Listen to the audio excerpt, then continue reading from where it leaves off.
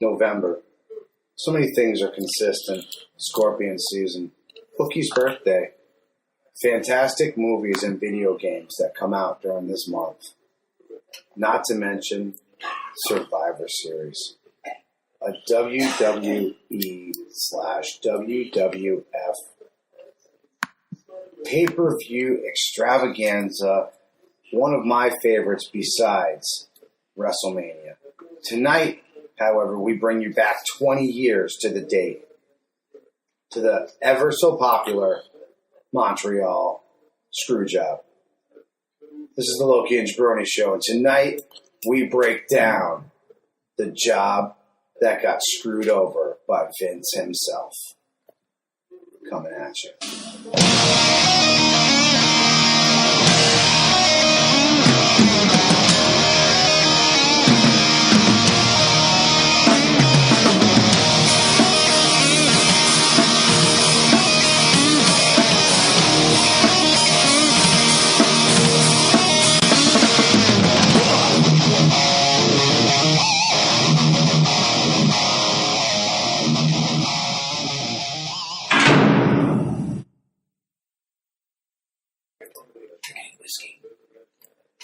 If I hear you pimp your birthday during the bumper again, I will not buy you awesome whiskey like I do every year. I'm going to buy you Evan Williams. Hold your head back and just pour it down your throat as you scream in horror. You'd probably love it. I'll drink it. Welcome, everybody, to the Loki and Jabroni show on this cool, crisp, nipply November evening. I'm Jabroni. This gentleman over here, Loki, as always. the man in the box, was, and always will be Senor Eddie Focus.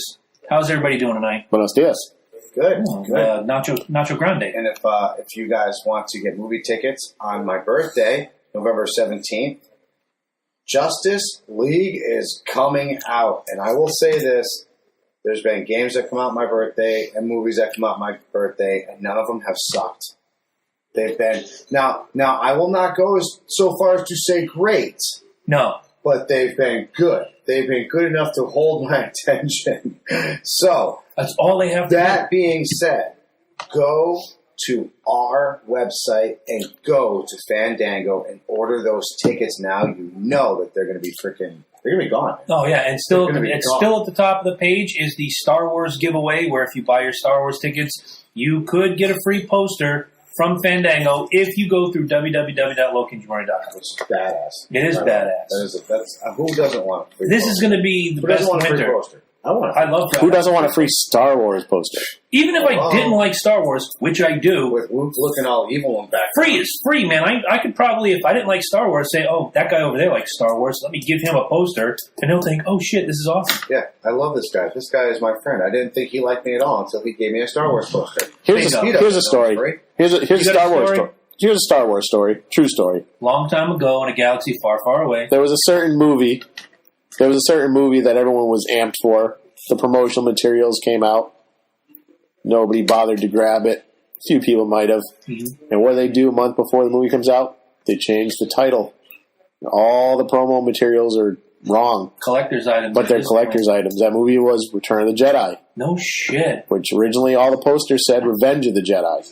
Wow. And I just learned something new today. George Lucas, at the last minute, was like, Jedis wouldn't take revenge. No. So he changed it. That, and there was a rumor that there was going to be a certain Star Trek movie coming out called Revenge of Khan. Oh, well. And they changed it for Star Wars. You'd think these guys would talk to each other. Roddenberry? Lucas, listen. I got this. You would think the company doing the special effects for the Star Trek movie would clue in the Star Trek people. I think we've already talked about the $5 million mustache. Yes. Okay, and that just proves that these motherfuckers don't talk to each other, nor do they care. More talk about each other. We'll also bring up real quick Turtle Beach, one of my favorite. I just had to hook up my Kinects for fuck's sake to speak with my buddy because my headset is broken. So I must now go to an affiliate, Turtle Beach, and get myself a nice Turtle Beach headset there. But see, when you do that, all you're doing is recycling your money because that portion comes back to us. It's like if I'm going to get it anyways, though. Like a rebate card, man. I like it. If I'm going to get it anyways, fuck it, all of our affiliate links, guys. We're sure to have something for you. Zounds, iHome. They're still out. I mean, we got all kinds of good shit there. All you got, King Cooler. Just click and look. Click and look. And then just visiting. And you go on Amazon every day. If you go on Amazon, all we ask is just make it like, especially for you guys like on your smartphones, and you're like, oh, it's too hard. All you got to do is bookmark LokiandJabroni.com. It's too easy. And boom. And instead of just going boom to Amazon, you go boom to Loki and Jabroni. Then you hit boom, the little Amazon click right there, and boom, you're on Amazon, just like it's a normal thing going on. So it really isn't that hard. Bookmarking is your friend. It's just like old school. It's literally a bookmark. It saves your page. Mm-hmm. How easy is that? If I can do it, you can do it. I'm saying, and it's very simple. My 10-year-old teaches me how to use this fucking gimmick phone. I don't even know sometimes. Let's give a couple shout-outs real quick before we go into what's on our mind. Hello, Will. Hello, Stacy. Hello, Tim. Hello, Janelle. And hello, Lee. Share the video with your friends. That's the only way we're going to move, and we got some exciting shit to talk about this week. So, where do you want to start? Did we flip the coin this week and Ed lost again? I believe Ed starts this week. Yeah, that works. So, Ed, what do you got on your mind? Well, going back to Justice League, I'm pretty happy to hear this. They screened it for critics, and the critics were allowed to tweet their response. They weren't allowed to write a review, but they were allowed to tweet their response. And their responses have been positive. Good. They say it's not as good as Wonder Woman, but it's better than Batman v Superman and Suicide Squad. I can buy both of those. So, I'm hopeful. I liked both of those films. I liked them too. I know they weren't great. And I know some of the complaints were the fight scene in Superman Batman was a little blase blah or too much or over the top or what have you. The whole movie was very...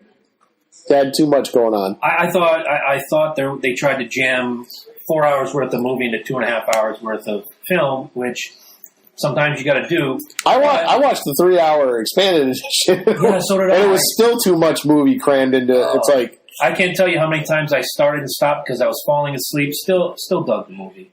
I liked it. I just know it wasn't. It wasn't as good as it could be. I'm still curious, and the jury's still out. I'm sure we're not going to find out until I think it's summer of 18. Why in the hell does Aquaman get his own movie? It's Aquaman. He was a bit player on the Super Friends. He's a bit player in the comic books. Hey, you better stop that. I will get out of this water right now. You better stop that, mister. Oh, come on. He's got long hair and he drinks whiskey. He must be cool. Shots on him. Whatever. A bet. I'm glad I can dig it. Hey, I'm also the Crow. Couple questions from the Peanut Gallery. Will it be better than Green Lantern?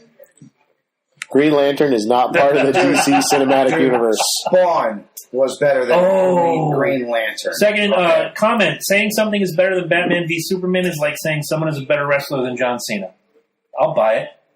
No! He's an entertainer. Ric Flair was the greatest wrestler of all time. Hey, first of all, it had Superman in it, so it wasn't terrible, okay? It was decent. I'll buy it. It was decent. Oh, Christ, no devil's advocate here. No. It was horrible. If Superman wasn't in it, that's trash on the side of the curb. Trash on the side of the curb. Well, then it would be called There's Batman one v. thing. Exactly. There's one thing you could do. There's one thing you could do to really improve that movie, and take out the whole Martha sequence. Yes. Instead, have him say, "Don't let them kill my mom." Right. That would have been better. I can go for and then you get into Batman's like... And then Batman's like, your mom's alive? Oh, mine's not. Let me save her. Why did I get all British right there? I have no fucking clue. You confuse Alfred with Bruce Wayne, obviously. Yeah, sometimes I do. Thomas Wayne has fucked up my head for 2 years now, and I'm waiting for him to come back. The critics who've been tweeting about the movie they screened, and they could still edit some things, but, well, actually it's coming out Friday, so it's probably in the can, but they all agree that Wonder Woman really shines in the whole movie. So it absolutely does. So it's incredible. If Lady J's listening, she's probably squeeing right now. Beginning to end. She just said Wonder Woman made the movie on the Peanut Gallery over here. So that's what they're all saying. Like Wonder Woman does really good in the Justice League. So come on, dude. During Batman versus Superman, she had her own music for fuck's sake. That's how cool she was. Well, is that tribal fight music? I like it. Yeah. That was awesome. That made the whole Wonder Woman movie for me. Well, that was her music, though. That's why you knew, like, you know. Added wrinkle to the character, though, too, because, you know, we all are in our 40s or just hit 40. And when I think of Wonder Woman, I think of that Linda Carter music with the thump, thump, thump, thump, thump, thump. But to give her that badass, like you said, the tribal music, fantastic. Well, Wonder Woman back then, they tried to make her like the female version of Captain America. You know, the red, white, and blue thing. And they took the Amazonian warrior out of it, really. And they're kind of putting it back in with these movies. And it's been a good move so far. I'll agree. Something on your mind there, kiddo? Other than your birthday in just a few short days. Happy birthday, by the way. We'll say it right here, right now, to this guy. He turns 31 years old. No, I don't. I turned 43. 43, I'll take it. 43. 43 is a great number.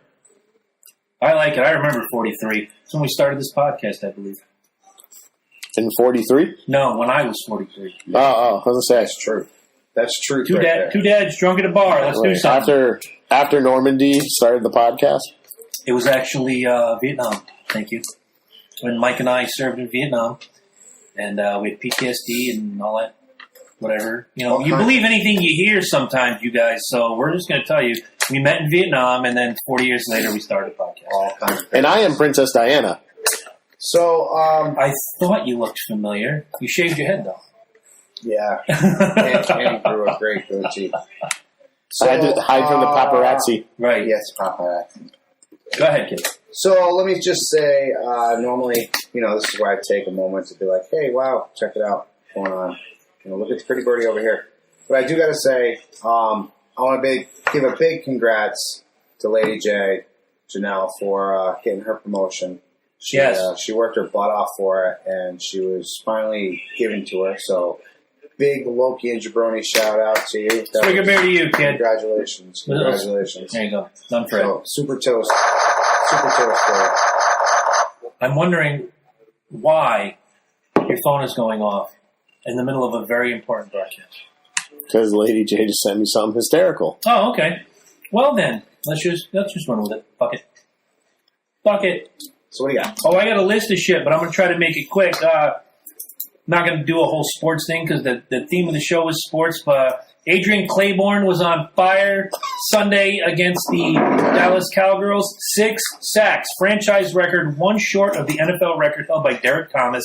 7 sacks in a game in 1990. AC was on fire. 27-7 was the final. Falcons win. Thank you very much. Guys, we've been talking about a giveaway, and we're extending it, and I'm throwing a curveball at you because I secured all this stuff. The Hoist Gracie giveaway, we have 2 autographed bobbleheads and 3 autographed 8x10s, all signed by UFC Hall of Famer Hoist Gracie.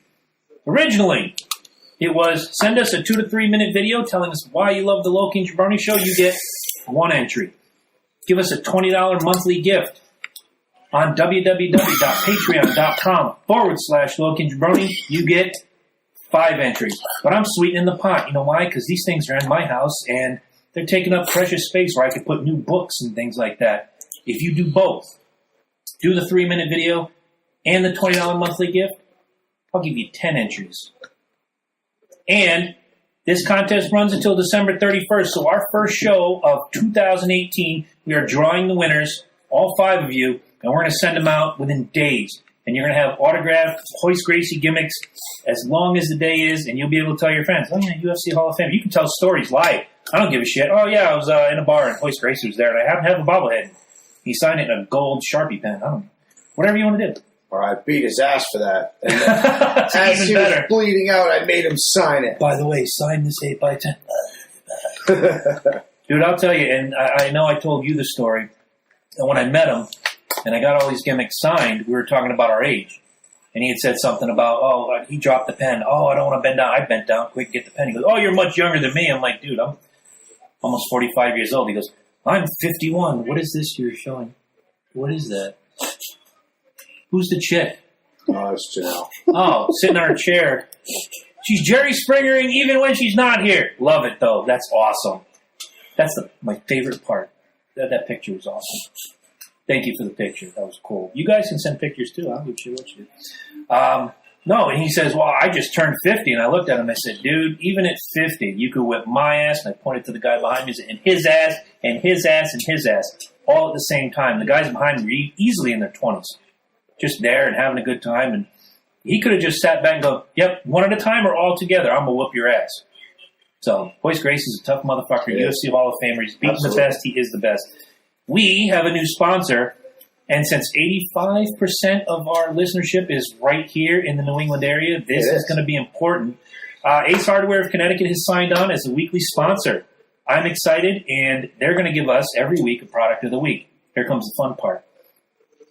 Go in and buy that product and mention you heard it on the Loki and Jabroni show. You get entered.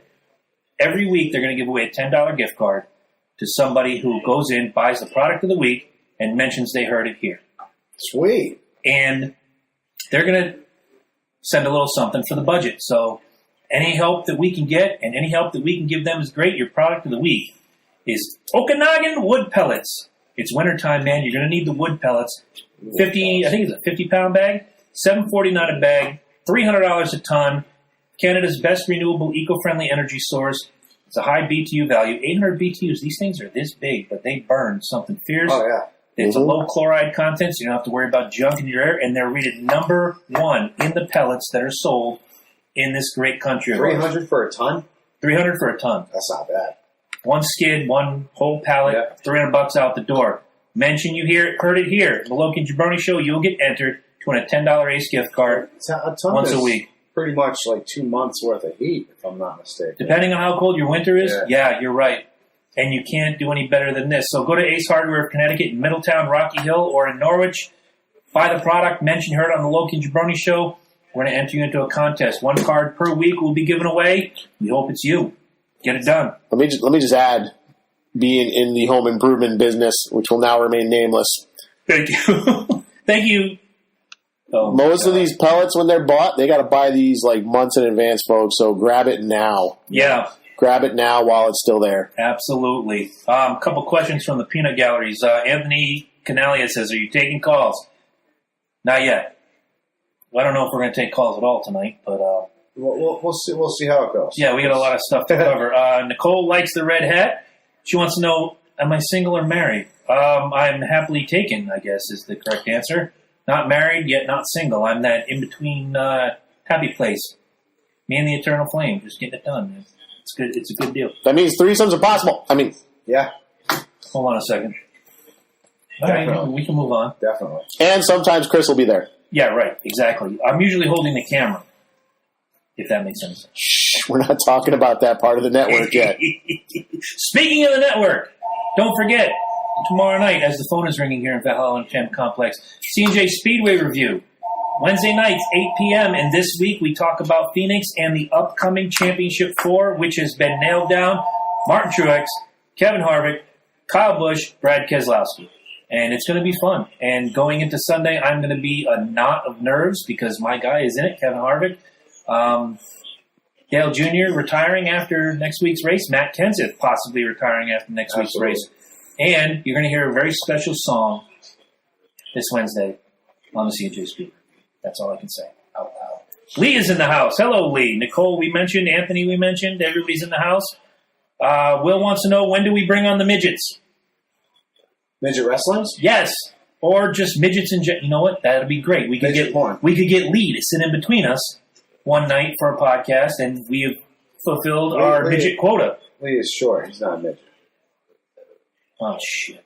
He's not. No. Okay, never mind. We need real. Real midgets? Yes. Whatever happened to... that's where I'll leave it. The roving reporter. Huh? Yeah, nobody's heard from the roving reporter. So there you go. Mrs. with Lee, so hello. You guys are watching together. Watch on separate devices so we get more views. That'd be great. You think midgets use Legos for their wedding cakes? You know, no, but I think that they do. They build their own step stools with Legos, Duplo blocks. I once saw a midget comedian. He was hilarious. Do you think midgets make squeaky noises when they're having sex? Yes. No. I think they're built with that squeaky thing like you get in a cat toy. Being a connoisseur of pornographic film Okay, see, and Anthony, seeing the occasional midget porn. Anthony's blowing us up now, a.k.a. T Black from the Top Rope Report and from M&J, who has awesome things. You guys have seen us share their stuff, but dude, I told you, you want to be on the show, you're going to put me on your show or put him on your show. We will work this out together. The network grows. Friendships grow. You know, can't be washing all the hands. We will. Even if you're washing yourself. Right. What is the quote? Even Right, if Even if you're not watching each other. Let's get into it. Okay. All right? How about that? Oh, wait. Question from the Peanut Gallery. Do midgets live in Lincoln log homes? I was going to say that. And then, Really? If so, they have to use Gorilla Glue for filler. I have to grab it back up. That was a great question. Thank you, Will. Fucking spectacular. On with the show. And we'd like to thank Ace, our first and last sponsor. No, Ace, Buy them actually... pellets right now. Actually, the funny thing was, I got the email today. It says from the owner and the principal, you know, hey, my wife and I listened to the show. We loved it. And then came the offer. So Ace is on board, man. Official sponsor of the Loki and Jabroni show. Maybe next time, if they stay with us, we make it sure to have a little, like... Ace is a place for helpful hardware. Oh, no man. shit. We got the... and you sang the jingle. That is fantastic. And if you happen to drive by, you know, my house or on certain occasions here at the Valhalla studio, you'll see the Ace Mobile parked out front. You never know. You just never know where I'm going to be. We need to sign Viking Entertainment up to supplyplace.com. Supplyplace Ace. I know. We were talking about that. We were talking about it. And I'm going to be your guy. I'm going to be the guy. We're starting with the Mark extravaganza. Again? Yes. What's going on, Mark, and the rest of you? All right. Thank you, guys.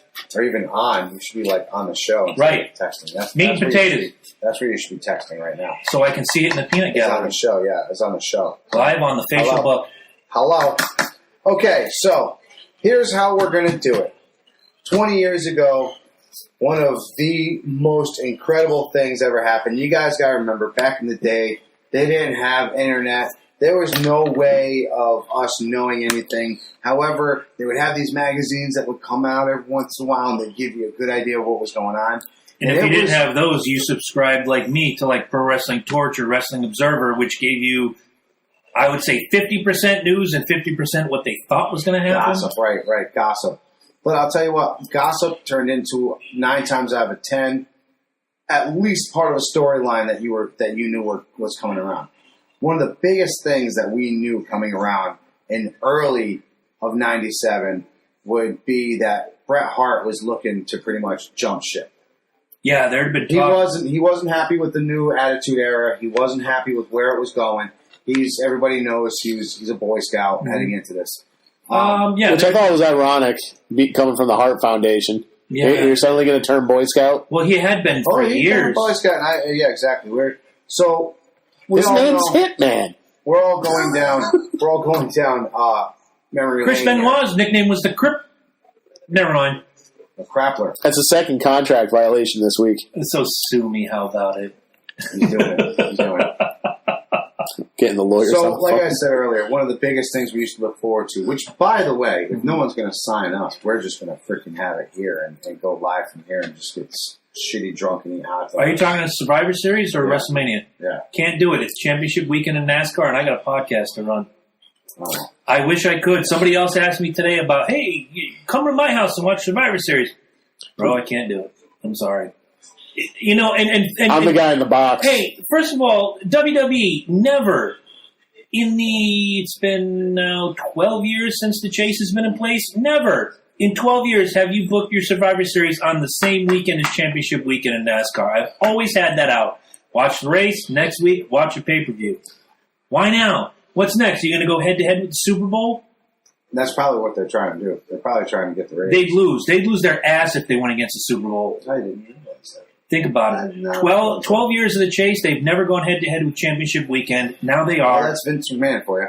No, Vince McMahon screwed up my... it's lucky now I got the Fire Stick. I could probably watch the race, cheer, do my thing, and then catch it on Fire Stick. I'll probably be... It's a night race, 4 o'clock start, I believe. So if it's an earlier race, you know what? Let me get off the Facebook gimmick. I'm going to tell you what time the race is, and maybe, just maybe, I have a little gimmick going on here. But continue your Survivor Series. So, as we were saying... Damn it, it's a 3 o'clock race. 20 years ago, the Montreal Screwjob happened.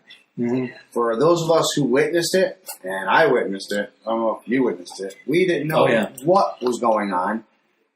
If you got the pay-per-view, it literally went from Bret Hart spitting in Vince McMahon's face to you just looking at the SummerSlam logo as they were... the Survivor Series thing, I'm sorry, the Survivor Series logo. At that point, we didn't know what was scripted, what happened, and it wasn't until almost 5 years later when we kind of really put the story together. And I think Mancow, at the time, he had a radio station. He was really, really big into it. He actually had Bret Hart on there, and he asked him about it, and that's when it really started breaking free. That people realized, hey, this was set up. So, ladies and gentlemen, we're going to break down the Survivor Series 1997 Montreal Screwjob. As you guys all know, I am a Bret Hart fan. I loved Bret Hart growing up. He was one of my favorite wrestlers. My partner here is going to take the side of Shawn Michaels. We're going to break down a little bio of our wrestler leading up until Survivor Series, so you can have a little idea of what happened. Then we'll break down information that perhaps the other person didn't know about Survivor Series, a little digging that each one of us did, and we'll have our man in the box throwing the red cards out if we get a little obnoxious and a little loud. All right, so I'm not going to be on the... As long as I don't get kicked out of the house, I'm happy. All right, so for my portion of this, I'm not going to be on the Facebook gimmick. I'm just going to go through the bio, and then I'm... at some point, we talked about going through the year leading up to this. I got everything right here. All right, good. So I'm on the side of HBK, Shawn Michaels, born Michael Shawn Hickenbottom, July 22nd, 1965. So when the Screwjob happens, he's 32 years old. He's listed as a professional wrestler, television presenter, actor. That's using the term loosely. Born in Chandler, Arizona, resides in San Antonio, Texas. That's what it is. He's billed at 6'1". He's billed at 225 pounds. I've stood next to Shawn Michaels. I'm 5'10". He's lucky if he's 6 feet tall. I'd buy 225.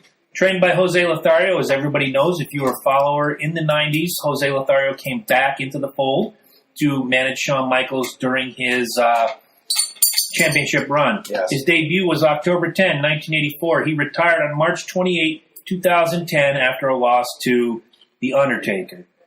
Came up through San Antonio and Kansas City, went on to the AWA where he first teamed with Marty Jannetty, although they knew each other from the Kansas territory. Mm-hmm. From there, they went to the WWF for 2 days. And in those 2 days, they found a way to get themselves fired and sent back to the AWA. Another year later, they come back to the WWE. They are simply the Rockers. They came in as the Midnight Rockers. They did their little gimmick. They left. They come back. Now they're just simply the Rockers, billed as tag team specialists. Never officially held the WWE tag team titles, although they did win it on a TV taping where the top rope broke, and they just thought, okay, well, we can't use this footage. It's terrible. We're just going to erase history, like a lot of you millennials love to do. And this title change never happened. About a year later was a split between Marty Jannetty and Shawn Michaels on the barbershop. The super kick heard round the world, threw him through the window, bloodied him up. Then it began. 3-time Intercontinental Champion. Finally got his chance at WrestleMania 11. I was there. I was also there for the ladder match the year before. WrestleMania 10 stole the show. Still one of my favorite WrestleMania gimmicks of all time. And it is a gimmick. The ladder match is a gimmick. Mm-hmm. But to hear Ric Flair tell it in his book, on video, and in every interview he's ever done, basically Shawn Michaels had a 30-minute match with a ladder, and Razor Ramon happened to be there. If you've ever watched that match, you know what I'm talking about. WrestleMania 11 in Hartford, Connecticut, he got his first major pay-per-view shot. Really, he had one earlier in Survivor Series 93 against Bret Hart. It was a throwaway match. Didn't mean much. This was his opportunity. Again, stole the show. A year later at WrestleMania in 1996, Bret Hart, Shawn Michaels, 60-minute Iron Man match goes into overtime. He wins his first world title. Went on to win 12 match of the years. Every year that he was in a WrestleMania main event or featured spot, starting with the Razor Ramon ladder match, won the match of the year every year that he was in a main spot, not the main event, but a main spot. No one else will ever top that, much like the Undertaker streak. No one's going to go 21-0, and no one's going to top 12 match of the year, whether it's Wrestling Observer, whether it's Pro Wrestling Illustrated Magazine, wherever, match of the year. This guy was a stellar performer. In my opinion, there's only one other person. There's Ric Flair, way up here. And then underneath, there's like 1A and 1B. There's Shawn Michaels, and the man you're about to hear about, Bret Hart. Bret Sergeant Hart. His parents gave him a middle name of Sergeant. Absolutely. If his last name were Slaughter, I'd buy it. Born July 2nd, 1957. His ring debut was 1978. I was 4 years old, by the way. I was 1. Stampede Wrestling. 78? His own father's wrestling promotions. Ended up becoming a 4 tag team champion with his brother Keith. Joined the WWF August 1984. Originally asked to be a cowboy, quoted as saying, "If you call yourself a cowboy, you better be one." Real quick, if you guys want to read the autobiographies of these two gentlemen, and Sean's got 2 books, Brett's got 1 really thick book. Yeah, Great reads, all of them. Shadows. No, that was the movie. That's the movie. The book was called Hitman, My Real Life in the Cartoon World of Wrestling. Go to www.lokiandjabroni.com, click the Amazon link. Bret Hart, Shawn Michaels. Sean's got 2 books. Brett's got 1 huge book, which could probably have been broken up. Comical world, because it's funny because when the 90s first started, like right before the Attitude Era, right before Vince became Mr. McMahon, you know what I'm saying? Corporate McMahon. Yeah. They were known to have this cartoon look. You know what I'm saying? Like this, almost like your characters. They had clowns. They had garbage men. Dude, yeah, exactly. Dentists. Hillbillies, dentists. You fucking name Hello, it. Dude, Tommy Summers. They were out there. You take any of this, and they were very animated. So I love how he says that. Carrying on. In the 90s, he spent 654 days as champion. Combined. Yeah, exactly. Not in a row, but combined. He is one of the longest reigning title holders, obviously, of the 90s and for a long time, ever. 5-time WWF champ, 4-time WCW champ, but that comes, later. King of the Ring 91, 93, Royal Rumble 94, IC champ 2-time, tag team champ 2-time.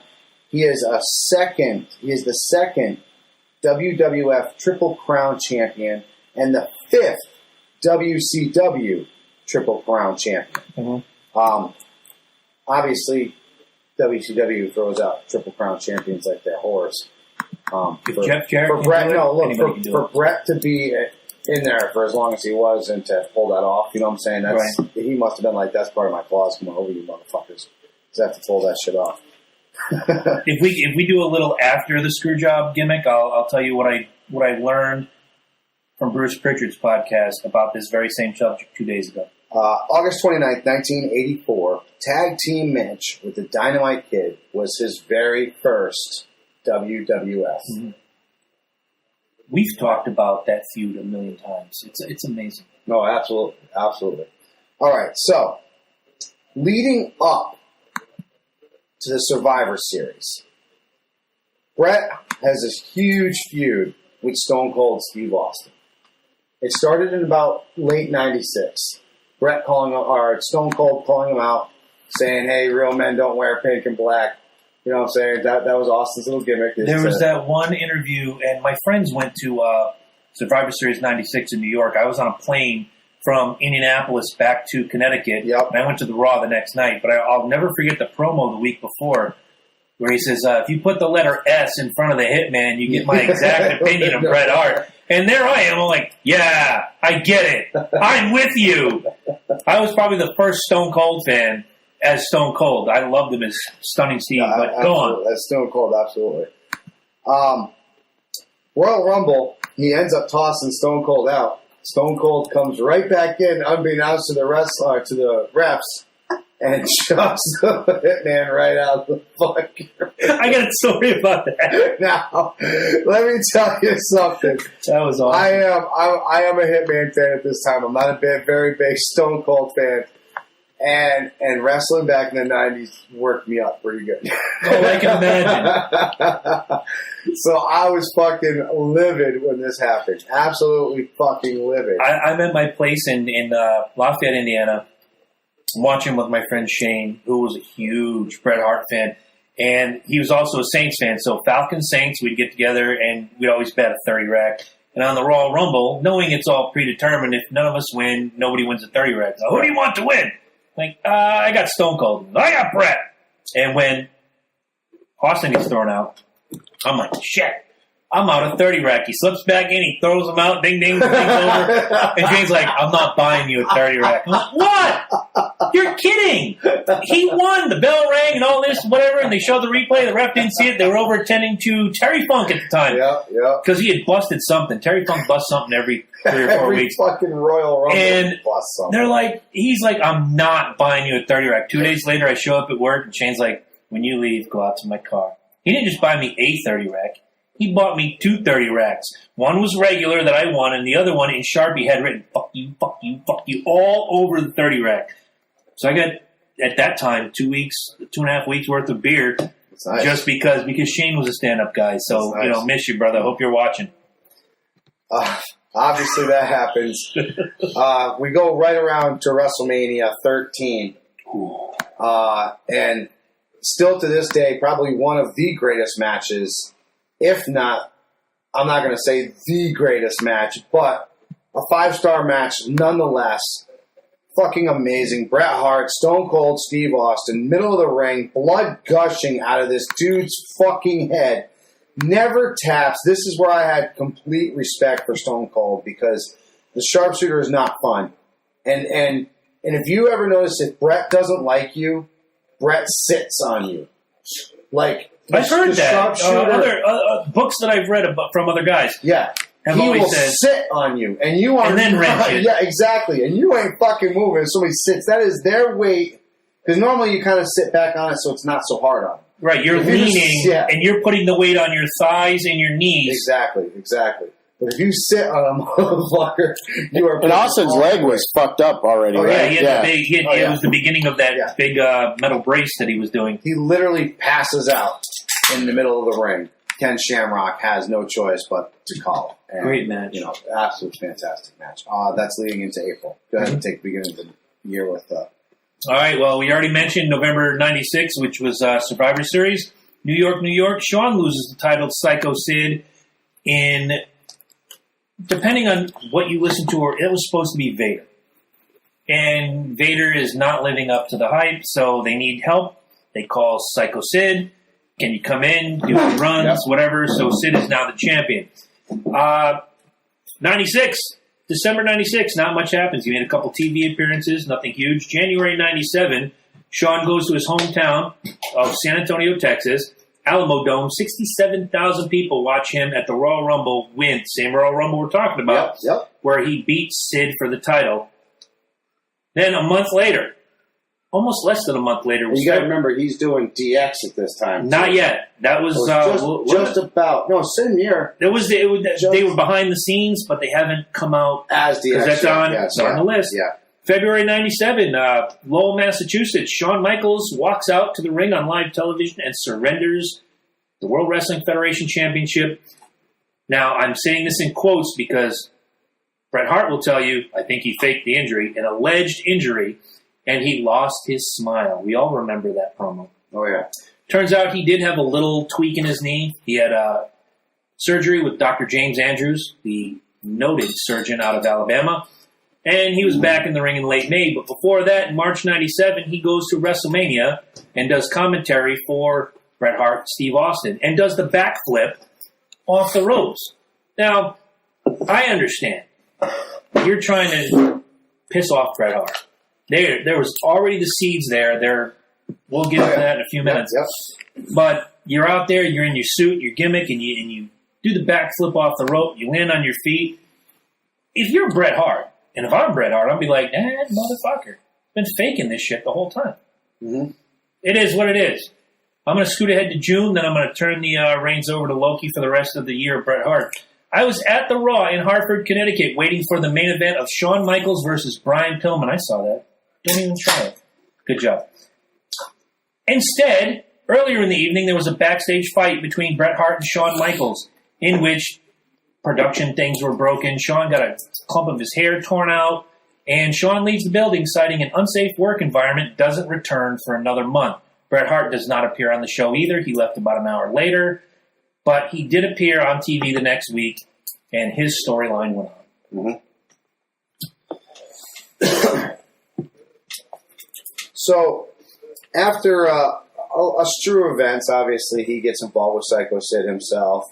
He tries very much to get a hold of this head, which, by the way, in WrestleMania 13, Bret also interfered in that match, only to take a Psycho Sid fucking power bomb, much to his dismay. Which one? The Undertaker match?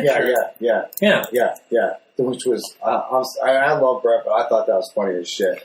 So, if I'm not mistaken, didn't he get chokeslammed too? I don't know. I only watched. I'm going to have to watch that again. I only watched one match in preparation for this tonight. Oh, you watched just one? This? Yeah. Okay. Yes, I did. Yeah, I checked it out too. So anyways, going through this whole thing, he starts to fall into this heel thing. He's a tweener. Canada and anybody outside America loves him. America hates him.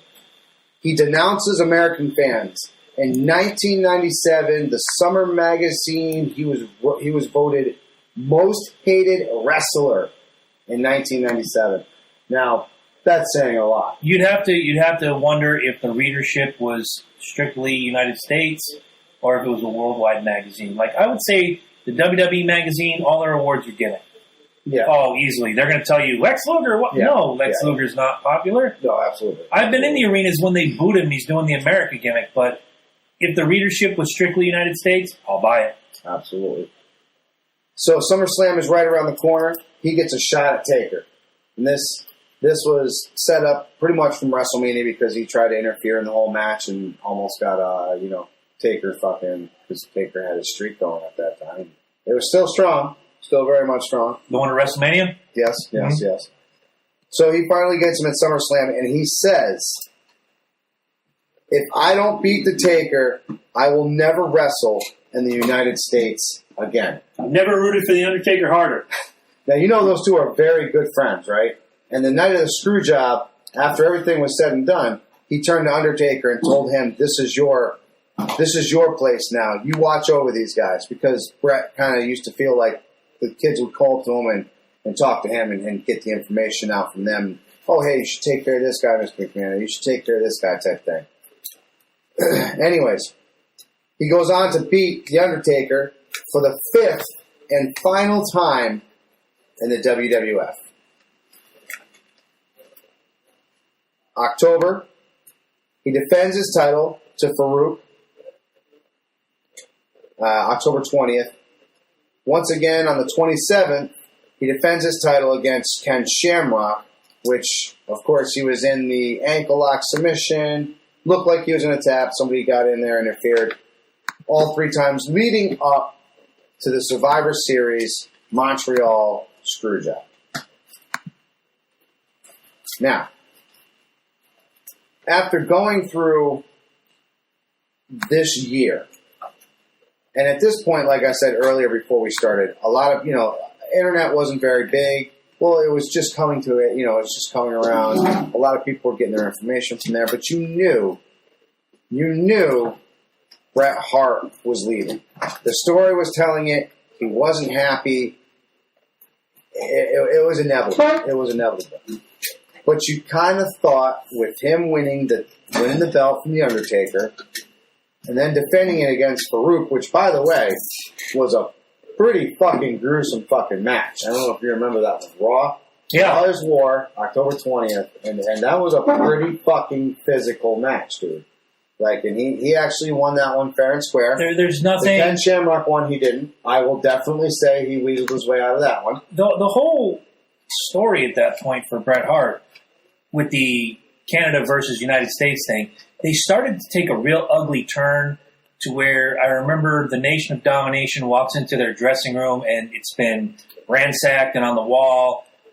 Uncle Tom this and nothing you could do today 20 years later. Uncle Tom this and Canada rules, and there was just, it started to become more of a race war than it was your average everyday wrestling feud. Absolutely. And when Farouk, Ron Simmons, and Bret Hart have that match, I was glued. And I like both of them. I always did. I've always loved Ron Simmons. I've always had respect for Ron Simmons. I wasn't a fan of the Farouk character. No. I respected where they were coming with it. I dug the Nation, though. Yeah, the Nation was D'Lo Brown, man. D'Lo, love me some D'Lo Brown, man.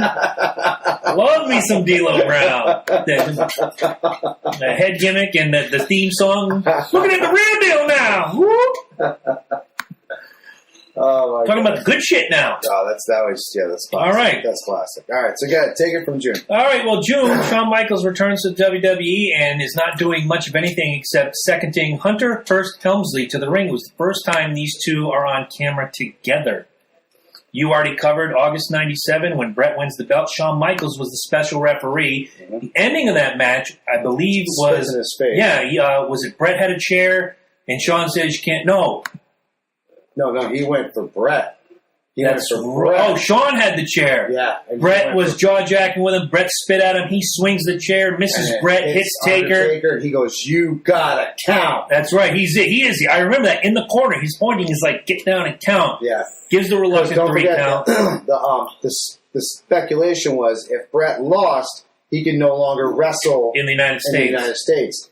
If Shawn didn't call it fair and square, he was no longer to be able to wrestle in the WWF Correct. at the time, or WWF. Yeah, I remember that. But as we all know, the finish on that, Bret wins, which will lead us to November. September 97, One Night Stand, a United Kingdom-only pay-per-view, which was really weird to me, but it makes sense going forward in the story.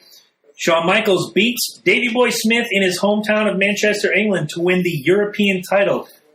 God, I hated the European title, but loved it when D'Lo Brown had it.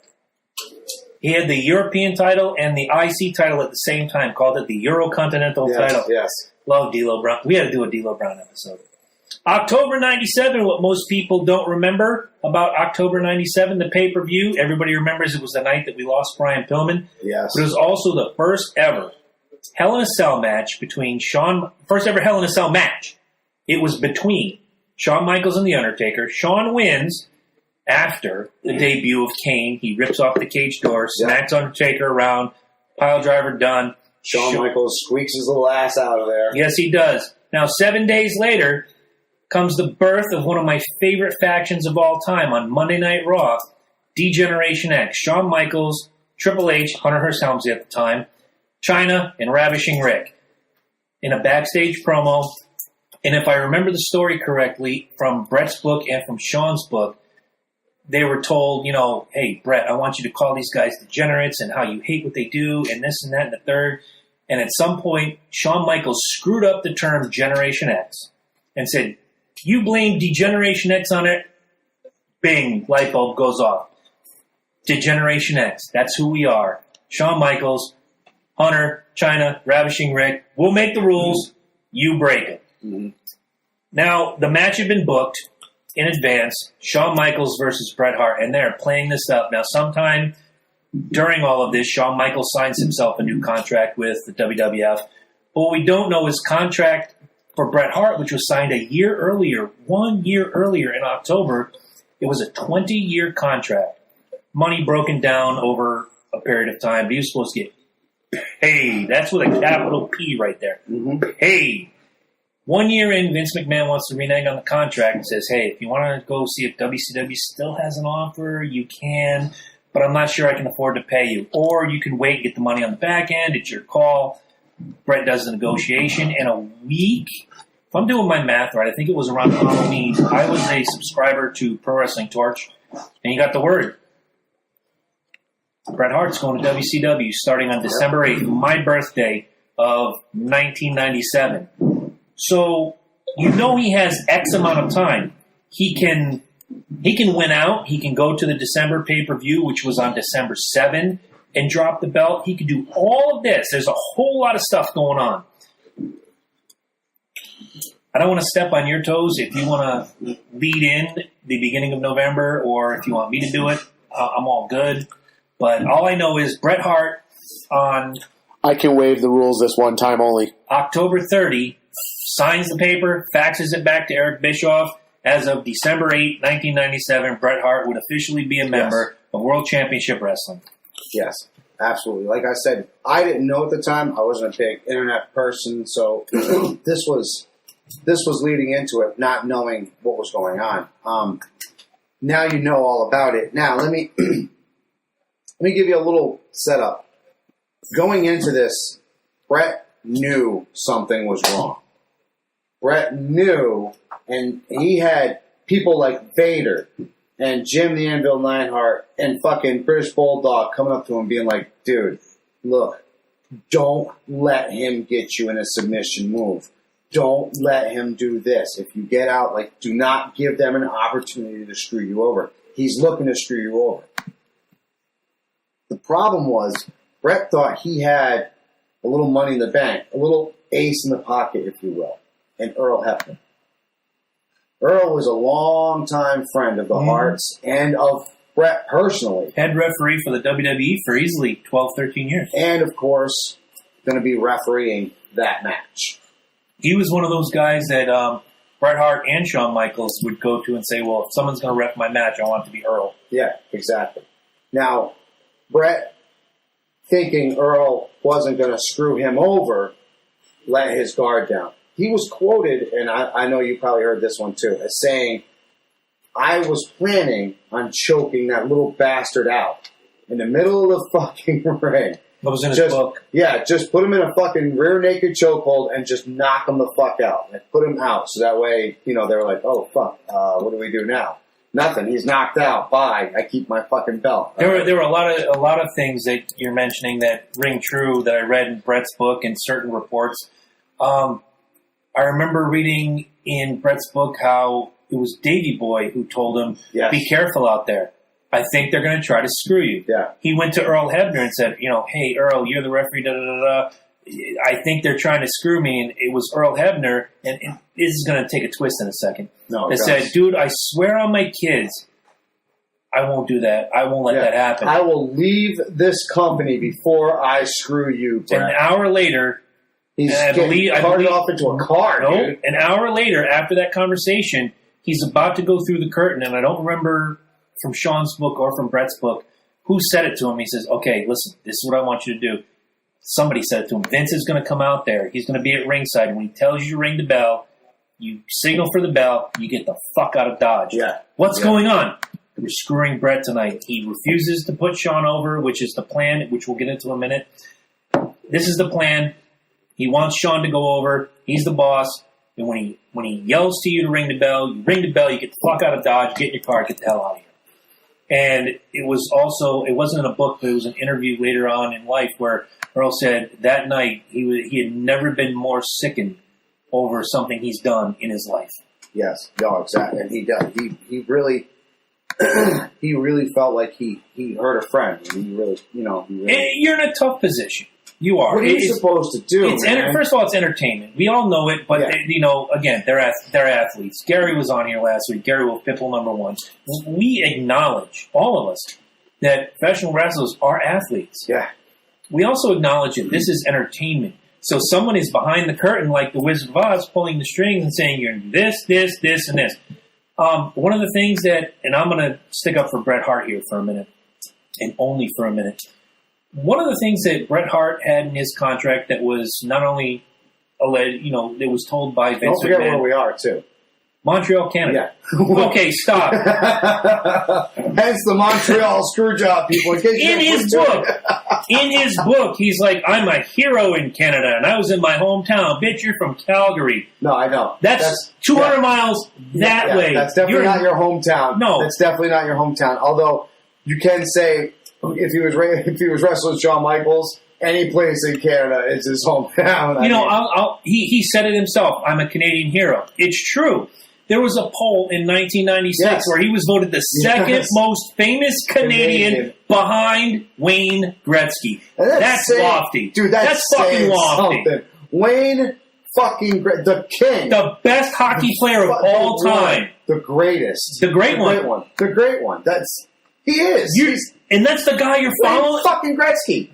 Dude, if I'm a huge hockey fan, I fucking would hump Wayne Gretzky's leg. If I'm number 2 behind Wayne Gretzky, done. I'm considering myself number 1. I'm done. That's it. Bury me now. Bury me now. I'm good. I'm good to fuck. I might as well be the most famous Canadian ever if Wayne Gretzky didn't exist. That's all you got to think about. I'm doing it, man. I fucking agree. It's not often I say settle for number 2, but if you're number 2 behind Wayne Gretzky, you done something. Yeah.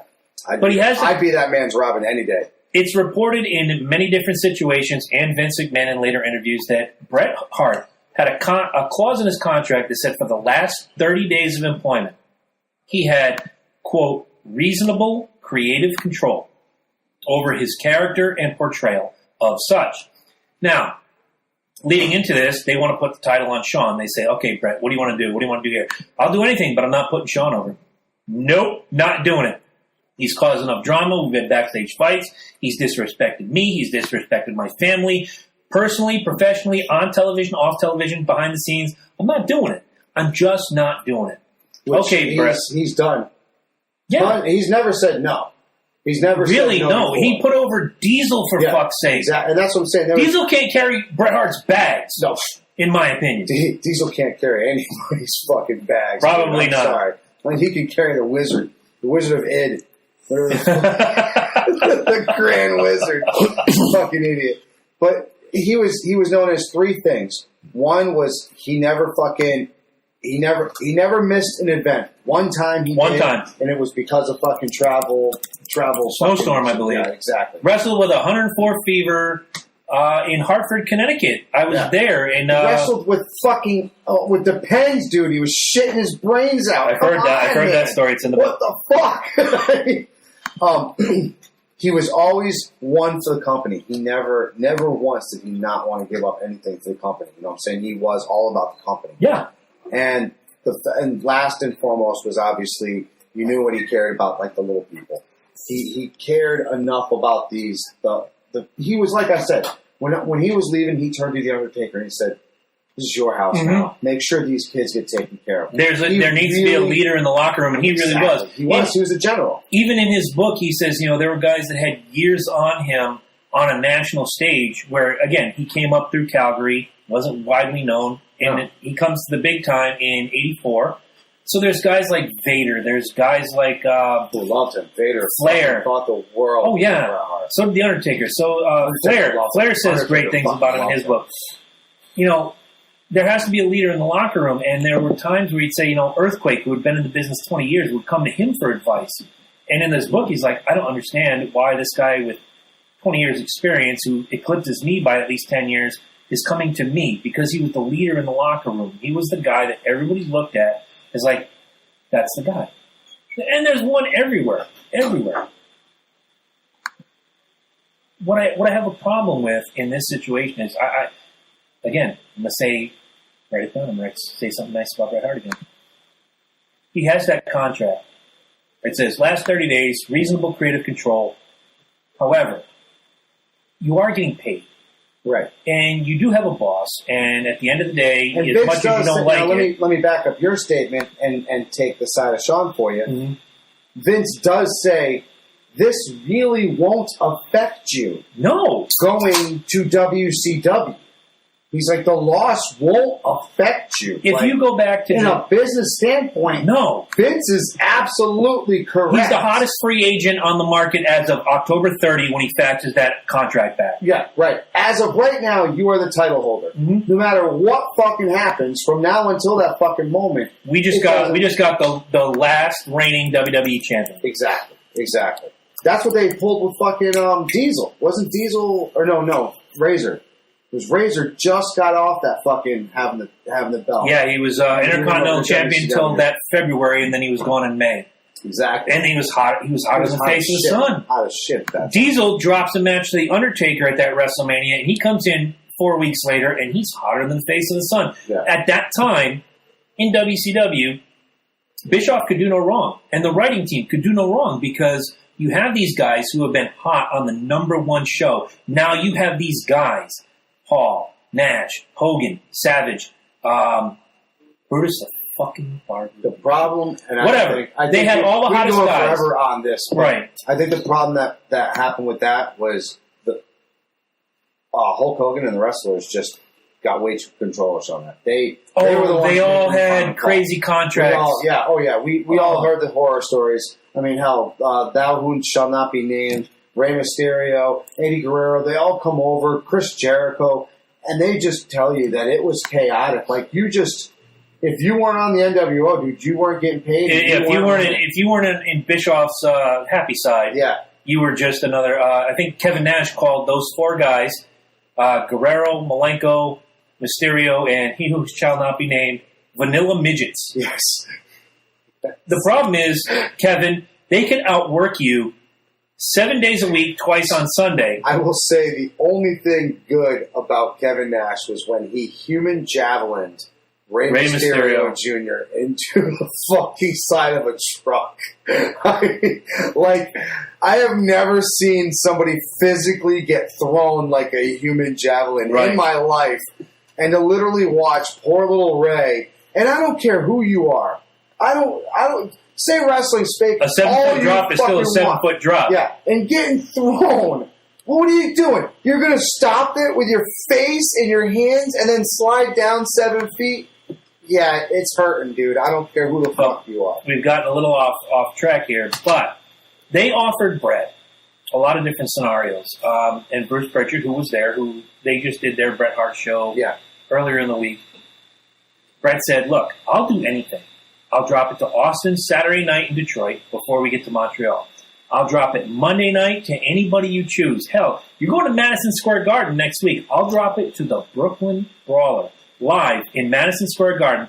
I don't want this. I don't want to lose to Shawn because of all this hubbub that has gone on in the past. I don't want to do it. And I have the right to expect that because in my contract it says reasonable creative control of my character and how it's used for the last 30 days.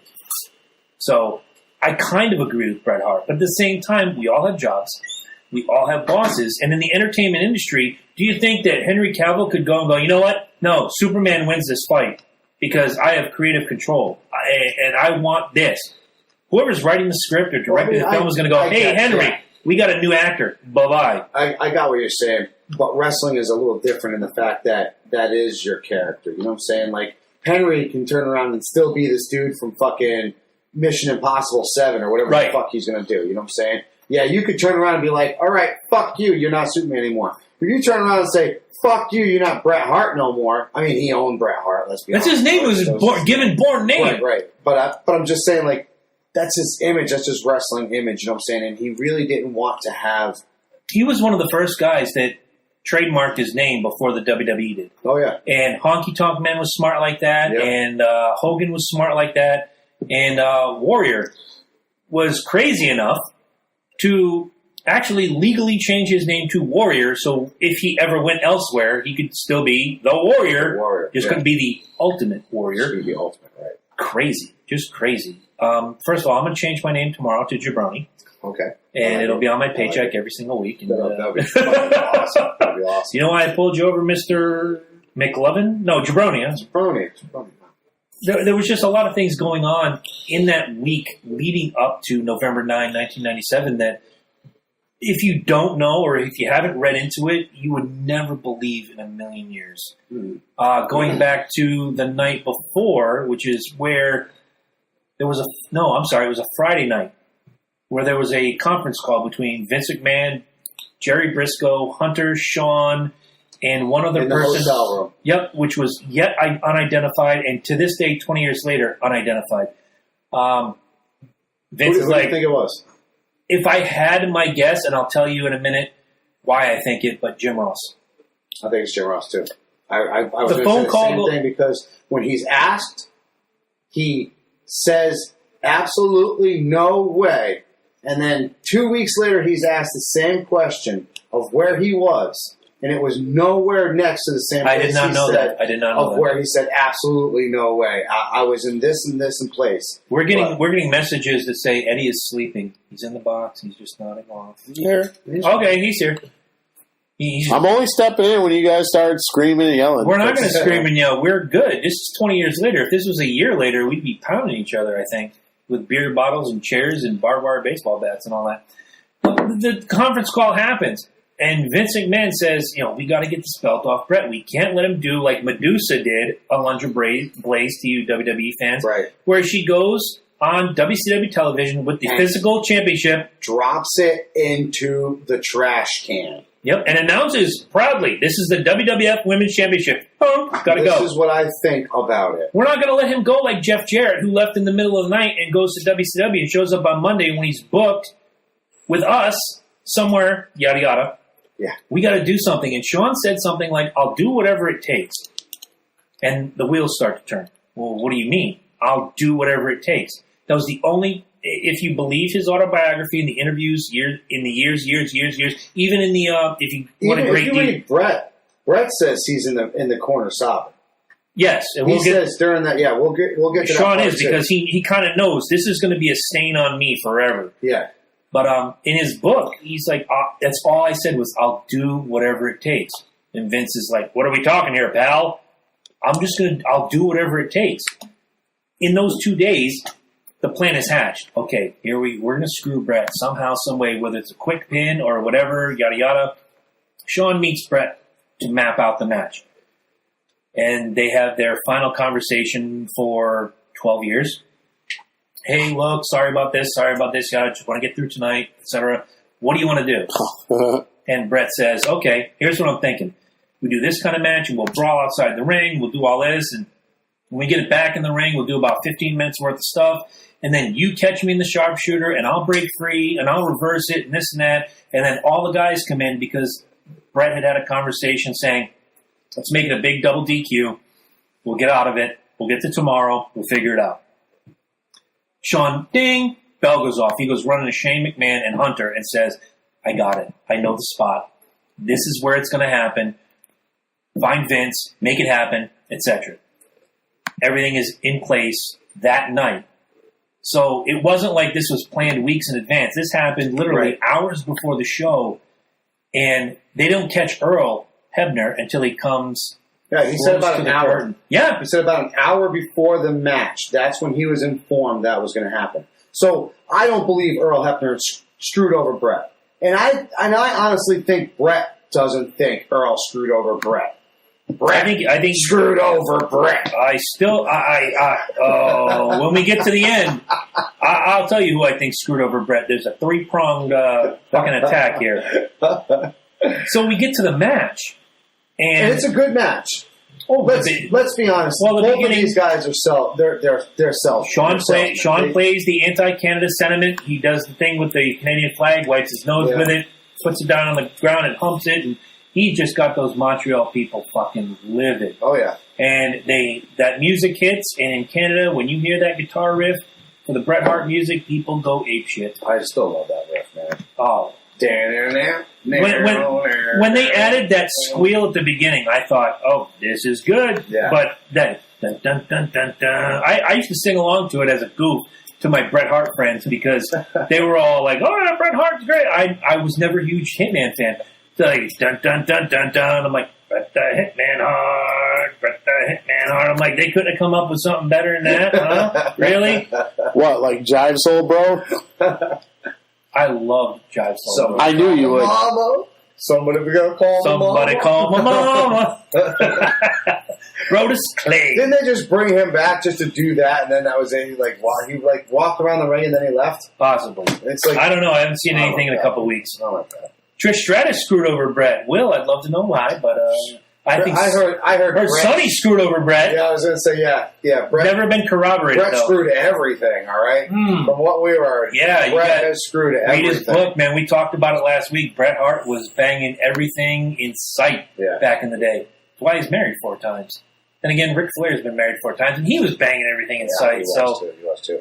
So, anyways, we're going through the match. Like I said, it was very kick-ass match. It was very. I mean, these two, like I said, you don't put on a match like this without it happening.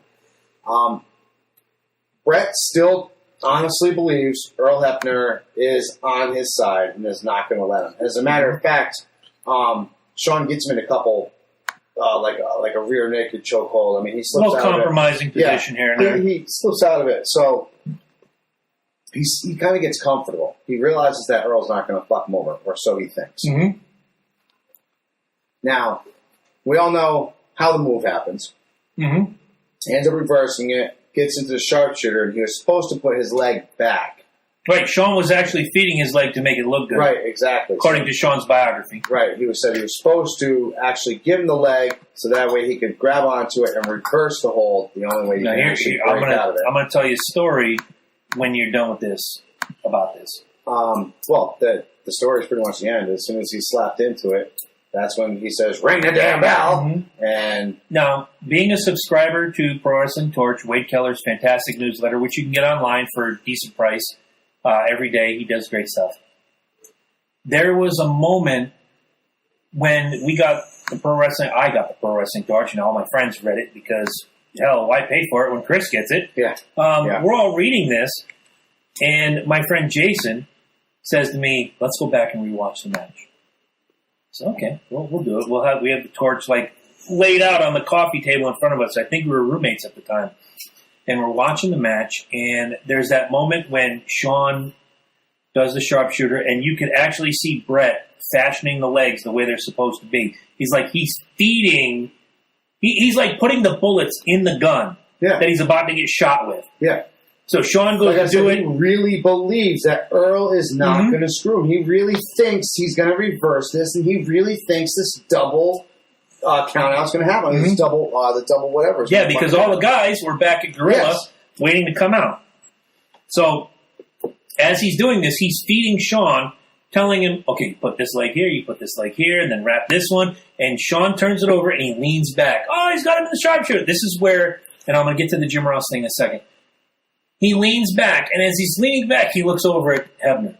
You see Shawn Michaels full on look over at Hebner, turn back, look back at Hebner, and then wrench it back a little further.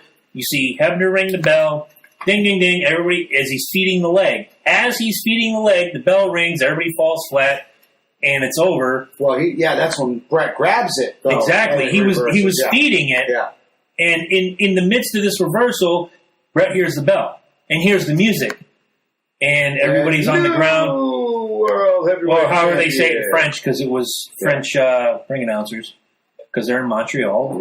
90% of their population speaks French. Go by that WWF. And Brett spits sounds like biggest championship loogie right at Mr. Vince Now, here comes, face. You asked me who I thought the other guy on the phone call was, is Jim Ross, is that every time they mentioned the match in that pay-per-view, and I did watch it a few days ago, when we knew we were going to do this, you hear every time they mention the main event, and this could very well be the last time you see Bret Hart in a WWF ring.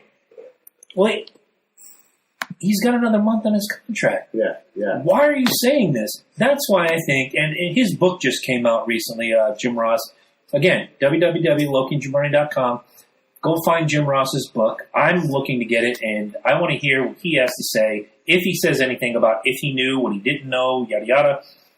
He has to know. He has to know. He says no, but everything around it tells me yes. His comments that night.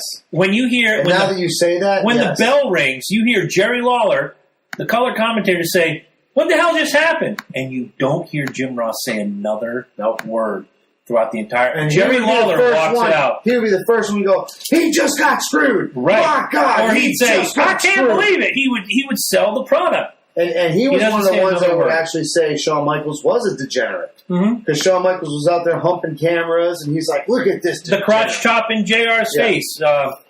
Christ, a lot of stuff. When the match is over, and what you don't see until years later when the footage is released on... Oh, my God, the backroom brawl. Not only the backroom brawl, which was wrestling with shadows. It was an uppercut. My issue is, here's a guy who is contracted to your company for the next month, and he is out there destroying television monitors and Klieg lights, and in the middle of your ring, WCW. I love you. Yeah, I quit, fuck you, yada, yada, yada.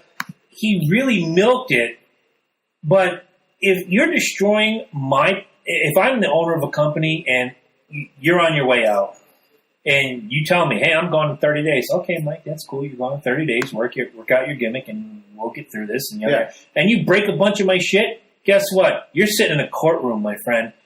But here comes the conspiracy theory. A lot of people over the last 20 years have said that Bret Hart was in on this. A lot of people seem to think that Bret Hart was 100% in on the Montreal Screwjob. And he, to this day, even if you go back, there's a great DVD out there called Rivalries, Bret Hart versus Shawn Michaels. You can get it at Amazon through www.lokiandjabroni.com. I happen to own it. It's fantastic. So, watch the DVD and then come back to me. And I still want to know, do you think Bret Hart was in on it? I will buy that for one specific reason. Mr. McMahon was created that day. Without question. Without a doubt in my mind, Mr. McMahon was created. Would you have let an employee in your company break a bunch of shit, put over the other company with doing even though the cameras were off, and it was only, but they caught it. Those cameras don't run until the lights go off. Yeah. They stop, they keep going. He's putting over... You put the video up. All you got to do is put Bret Hart signs WCW, and you'll find the fucking video. It's out there. Didn't WWE eventually end up buying WCW? Yeah. They own 4 years later. They own them. That could have been in process. They say that about... The sale might have been going through. No, they say that about Hall and Nash and Vince Russo, who was one of the writers, that they all went down there to ruin WCW so Vince could buy the properties, get the videos, et cetera, so forth, the birth of the network, yada, yada. There's a lot of things that lend themselves to conspiracy theory, but I don't think in 1997... I don't think Nash is that intelligent, dude. I think you're giving a whole lot of credit. Hall might be at that time, but Nash, no. Nash, Look at Hall now, though. Hogan, though. Hogan's that smart. Yeah. Hogan's a shrewd businessman. He is. Funny. Yeah, he learned it. He looked legitimately pissed towards the end of that company. Well, no, because he was. Bash at the Beach 99 or 2000 where he's supposed to fight Jeff Jarrett. And Hogan has in his contract in WCW creative control. Not reasonable. He has creative control. He can say, I'll lose to him, but I won't lose to him. He gets the word. You're losing to Jarrett tonight. Doesn't work for me, brother. Well, what do you want to... I don't care what we do. I'm not losing to Jeff Jarrett. So they get in the ring, the bell rings, ding, ding. Jarrett lays down in the middle of the ring. Yeah, I saw that. That's and he takes the microphone. He says, this is why the company's in the shape that it's in, because of bullshit like this. Yeah. And he steps on him. Ding, ding. Here's the belt. They go. And later on, Jeff Jarrett and Booker T have a fantastic match in which Booker T wins and wins his first world title. Yeah. But when you cannot, and if you're in any entertainment, I don't know what John Cena's contract is like. I don't know Roman's contract or Brock or whoever. When you give a performer creative control, you're basically signing away your company. Because now you can't say, hey, Eddie Focus is the hottest heel in the business. Loki, I want you to lay down for Focus, and we're gonna let Focus run the title. I can work with that. Doesn't work for me, brother. Yeah. And you basically, they've probably written 4 months of TV based around Eddie Focus. That one thing when he did flip off fucking Russo. When he didn't know, he was like, what's your game, Russo? Remember at the beginning of the promo. Yeah. Is this your deal, Russo? This is what you're doing. And he literally had freaking Jeff Jarrett lay down right in front of him. Like, I think a lot of it was, as much as it was like the beginning of the end for a lot of this shit, it was funny to watch all that infighting with these companies. It was something you never saw before. Because they didn't know what the hell was going on, man. Nine times out of 10, the wrestlers didn't know. They also didn't acknowledge each other for a long time. You never heard the initials WWF on a WCW show, nor did you hear the initials WCW on a WWF show until Eric Bischoff started saying, hey, Monday Night Show was live that first year. And if you're thinking about changing the channels, don't bother because these are the results. They were taped a week ago. Let me correct you briefly. You would hear it when a wrestler debuted. Sometimes. I mean, they'd be like coming from the WCW. With Ric Flair, right. you could not get away from it. Right. But because there was a couple wrestlers that switched over, and I would hear coming from the WWF. Yeah, and that was in the middle of that war. You never heard, but you never heard it again. After that, it was like they belonged to the company. Terry Taylor was huge in the NWA back in the day, but when he came to WWE and became the Red Rooster, you never heard the initials NWA or WCW ever. No. They never acknowledge each other because the minute you acknowledge your competition, you're admitting that there's competition. Yes. You want to be the biggest dog in the yard. On a Red Sox broadcast, you could go through the whole thing, and unless they're running down the scores from the league, you don't hear the Red Sox mention the Yankees, nor do you hear the Yankees mention the Red Sox. No. You don't acknowledge your competition. Well, because the rivalry only exists with the fans. Let's keep it real. And ESPN. I mean, but I'll buy it. The players play. They got their contracts. They're played to win. We're going to get to your point in just a second because we're going to go into the aftermath of the Montreal Screwjob. We've gone through all of this. Now, going forward in the life of Shawn Michaels, he goes to Springfield, Massachusetts in December and does a title defense against Ken Shamrock, who, by the way, in real life, Ken Shamrock would have beaten everybody. But he put on a fantastic show against Shawn Michaels. In that January at the Royal Rumble is where Shawn Michaels has that debilitating back injury. Backdrop over the ropes against The Undertaker. Hits the small of his back on the casket. It was a casket match. That's when 10 guys came out and stuffed The Undertaker into a casket, yada yada, system about. And in March of that year was the last time we'd see Shawn Michaels in a WWF/WWE ring for 4 years, putting over Steve Austin for the World Heavyweight Championship. And then we go on. And Will says, I liked when Tyson showed up and Austin got involved. And that was the whole Shawn Michaels thing right there. Yeah. Where does Brett go from here? Brett pretty much falls off the face of the earth, unfortunately. Kind of. He really does. They don't know what to do with him over in WCW, unfortunately. He goes over there for a whole lot of money. The first thing that they do is they have him interfere in Hogan's match, but then they don't do anything with it. Like, they could have made bang. He did 3 run-ins in that show. Yes.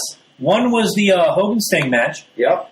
One was, he was the referee for Bischoff versus Zbyszko. Yeah. Larry fucking Zbyszko. Yeah, he had to be the let me say that again. Larry fucking Zbyszko. Yeah, this was like... Yeah, whatever. But the Hogan Bret Hart could have made you guys bang. Hell yeah. You probably still could have been living off the fucking royalties of that fucking match. Amen. And I don't know why they decided not to go with it, but they didn't. He obviously tag teamed over there because he won the tag team belts. I forget what couldn't tell you. That's how much I didn't like WCW at the time. It was rancid back then. I loved WCW when Brett came in and he started to make noise. It was really good. And then WCW fell off, in my opinion, somewhere in late 98. I just couldn't watch. And for every good match, like Diamond Dallas Page versus Goldberg was great at Halloween Havoc 98. However, everything else was garbage because they're losing all their best guys to the WWF. Why? Because the Nashes, the Halls, the Hogans, and everybody else are taking up all this TV time. They're taking all the top spots. Great story in Chris Jericho's book. There's a 2-pack of WCW action figures, Jericho and Malenko. His wife is out. Oh, I'm going to grab this and put it in Chris's office. They ring it up at the register. Ding, it says Hogan Sting. So Chris doesn't get a cent of the residuals. It goes to Hogan and Sting. Yeah. But the figures in the fucking blister pack are Jericho and Malenko. So it tells you the shape of the company. Also, Sean Waltman, X-Pac, or Six, or whatever you want to fucking call him, 123 Kid, once got a FedEx overnight, which costs easily about $13. That was empty. He gets his FedEx, he opens it up, there's not a goddamn thing in the FedEx. That's WCW.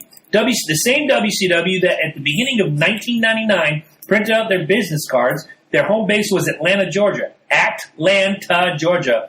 And the business cards read Altanta. Exactly. That's WCW, my friends, and that's why I fell off. Wow. I couldn't even watch the in-ring promo. It is. They said essentially WCW, after they started, once they beat WWF for what was it, like 86 weeks. Yeah.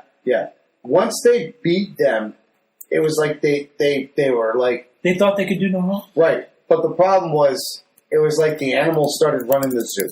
Oh, yeah. And that is never a good thing. That is never a good thing. So, yeah, unfortunately, Bret Sargent Hart pretty much died away in WCW, becoming the 5th Triple Crown winner of WCW's glorious and illustrious. You know, I do have to say this about Bret Hart's run at WCW is when they had the WCW title tournament, I want to say it was 99-ish, somewhere in there. Yeah, it's like the third time he was at the World Championship. No, pardon me, late 98. It was late 98, early 98, somewhere before Goldberg kicked the snot out of him. He got the concussion. Yeah. Complete accident. Goldberg says it. Hitman says it. Complete accident. Didn't mean to happen. They had the WCW World Title Tournament, 64-person tournament, because Medusa somehow got into it. Yeah.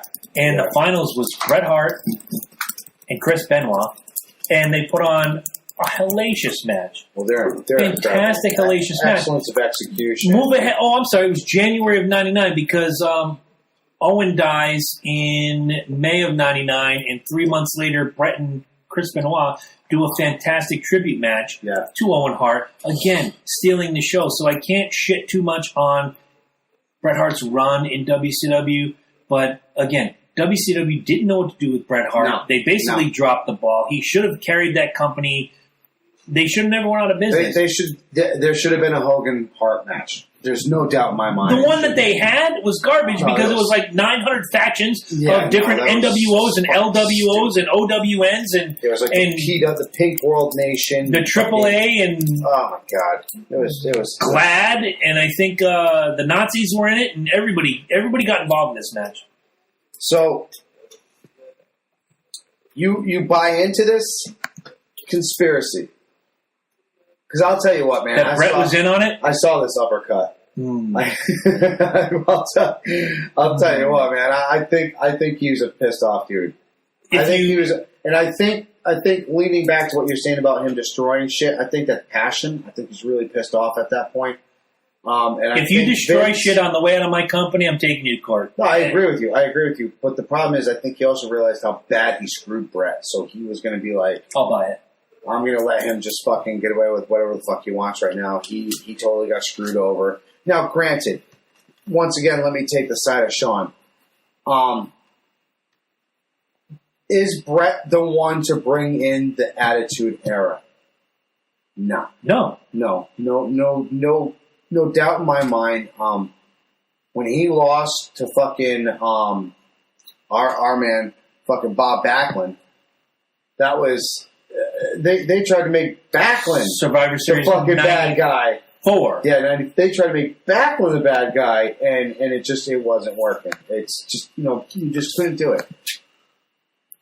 I don't see the purple and black tights of Bret Hart continuing forward in the WWE, leading into the Attitude Era with the Mr. McMahon machine. Let me take the side of Bret. That whole Canada versus USA gimmick was sort of the birth, along with Austin, along with DX. But we've done that forever between Russia. The way they did it with Bret, Anvil, Japan, Davey, Owen, Pillman, those 5 guys. Well, that was amazing. That was chemistry. It was also right place, right time. Right place, right time. Incredible chemistry. They knew each other. I mean, half of them were fucking family members already. Right, exactly. The only one was Pillman, and he trained with them, exactly. so he's family. He's like family. He's fucking by proxy. Family. But this was also the first time that the fans were so loud and got involved as much as they did. You know, you go into places and you watch things, and you have the Iron Sheik come out, and they're like, "You stupid American," and they're like, "Boo!" And you only hear the front row.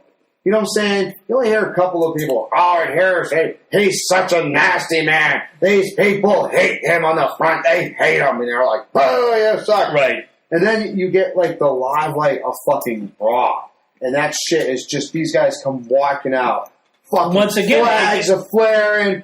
Canadian fucking national anthem. But once again, that goes back to the genius of Vince McMahon saying, I can go live every other week and tape that same night for the next week, which I was at a couple of those tapings over the years, where I got to see matches be redone because they screwed something up and Vince wasn't happy and they send them back out, not during the live gimmick, but during the tape stuff. Right. So you see the same match twice. Okay. But you only see one of them aired on television. Only one of them is canon. Right. It was actually Billy Gunn versus Mark Merrow. So, Will, there's your Mark Merrow reference. Oh, God. Mark the fucking... What a fucking We'll do a Mark Merrow gimmick later. No, anyway, we won't. I wouldn't trust me. When we have our Loki and Jabroni awards, Mark Merrow's on it. Anyway, you know, it's another step in the forward momentum of the WWF and the genius of Vince McMahon to say, we can go live, which we've never done with the exception of pay-per-views and the odd, what was the NBC special? Right, Saturday Main Event? Yeah. We can do this every other week, but people don't need to know it because every week that you watch Raw, it said live from, and you thought they were in the same town twice in 2 weeks. No, they were in Hartford or New Haven, say on September 23rd. I was there. September Hartford, for the next 3 weeks. Yeah. No, but they always said live. No, you weren't. But they were live at the time. They were live when they recorded. They would but they were live from there. It was live taped. So the first hour you saw a bunch of matches being taped. The second hour was live. You got all the whistles and woo woo woo and all that. And then the third hour was taped. So you got live tape. But when you watch it on TV, it was you saw that night what you saw if you taped it. Yeah. And then the next 2 weeks, you're like, well, wait a minute. I saw that 2 weeks ago when I was there. And I saw that 2 weeks ago when I was there. Then how did we get here? Yeah, right? How are we still in New Haven, Connecticut? I was there for all of this. I always wondered, like, they'd hype up this, it's the Hogan and Orndorff scores settled match. Mm-hmm. And it happened like 5 times. In like 5 different cities. Yeah. Right. And it's like, when are these... But that was the loop. When is Orndorff going to get sick of getting his ass kicked? They call that the loop. Yeah. They would do this at the live events or house shows, however you want to call it, all around the country. And then when they get to, say, SummerSlam or whatever the big event was, that's when you saw it on TV. And to you, sitting in Norwich, Connecticut, that was the first time you're like, oh, shit, Hogan Orndorff. But 24 different cities saw that before you. Why? Because they're perfecting the match. Yeah. And when they complete that loop at Madison Square Garden or the Meadowlands or Baltimore or Chicago or wherever, now they have it like that. They can do it in their city. Because I remember my cousin, he used to go to the matches all the time. And I remember one time on TV, they were like, oh, it's Hulk Hogan, Orndorff, and this city, I can't remember what it was. Mm-hmm. And he was just like, I was there. I saw the match. And he's sitting there, and this whole time he's watching the match, he's like, this wasn't what I saw. Like, he literally, like, mm-hmm. what he'd say. It's like, isn't what I saw. No, Hogan's supposed to do this right now. And right. You know, so, I started to clue in, and then, not to cut you off. Sure. Then the USA Primetime, was it? Primetime Wrestling? Yeah. They used to show these obscure matches. Yes. They used to throw them in there, and I'm just like, oh, Hogan versus Orndorff. I saw this on the weekend, but I'll watch it again. No. Wait a minute, I didn't watch this. Yeah. A buddy of mine in, I want to say, 86, got tickets for his birthday to go to Hartford for a wrestling match, and it was Hogan Orndorff in a cage. Most people would just say, oh. Saturday Night Main Event. Exactly. They were taping Saturday Night's Main Event. He came back and told me everything. And I'm like, oh, wow, that's the coolest shit ever. And you got to see it. And so they did the double count out thing again? Where they both land out of the cage at the same time. And I'm watching this. I'm like, oh, fuck, Andy's the man. He saw this. And everything he said, like, he would describe the match in grand detail. Can you imagine in today's internet era, you couldn't get away with that now? No. Yeah, as we learned last week. The pressure on these guys must be harder now to get it right the first time. So it's like, because somebody would just put up on YouTube, this is bullshit. But I think these in my guys, defense, AJ tweeted.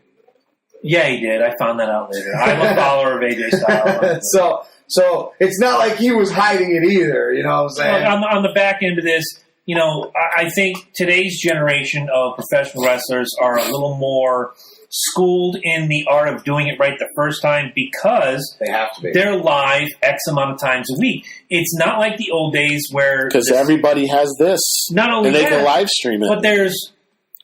If you take pay-per-views out of the mix, there's 3 hours on Monday, 2 hours on Tuesday, 2 hours on Wednesday.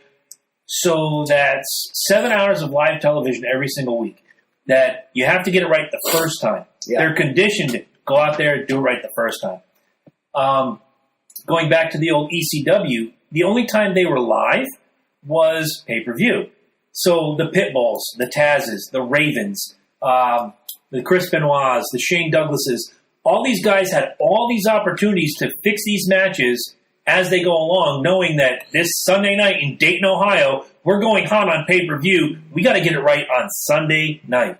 Well, that's the reason why WCW was able to, put their stuff forward and say all this bullshit that was going on because they were watching these matches and then they go on to that, which I still, to this day, think is complete and utter bullshit, WCW. And just listening to fucking, what's his name, Tony Schiavone, being like, and just so you guys know, Mankind is going to be the world champion. And it's just like... The day that killed WCW, December 7, 1999. Mark it down, I said it here. You piece of shit. Like... A year and a half later, the company's gone. Yeah, it is. Like, look at these guys just... That'll put some butts in the seats. Wasn't that the quote? Yeah. That'll put some butts in the seats for you. Yeah, and you know what happened? 6 million people turned off of your program, turned on to their program, watch it happen because Mick Foley is a fucking icon and people love him because he goes out there and gives the best every single freaking match, and you lost all your viewers. Yep. Just like that. Hysterical. And when they saw what they were giving over there, when they turned away as soon as you said that and they had an hour and a half left of that show, they saw what the WWE was putting out there. Done. So the aftermath.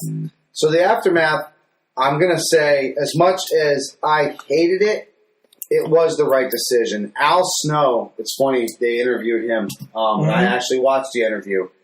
And it's funny him breaking this down, and I can see myself agreeing with him 110%. You know what? From a fan and from a wrestler's point of view, what a piece of shit move.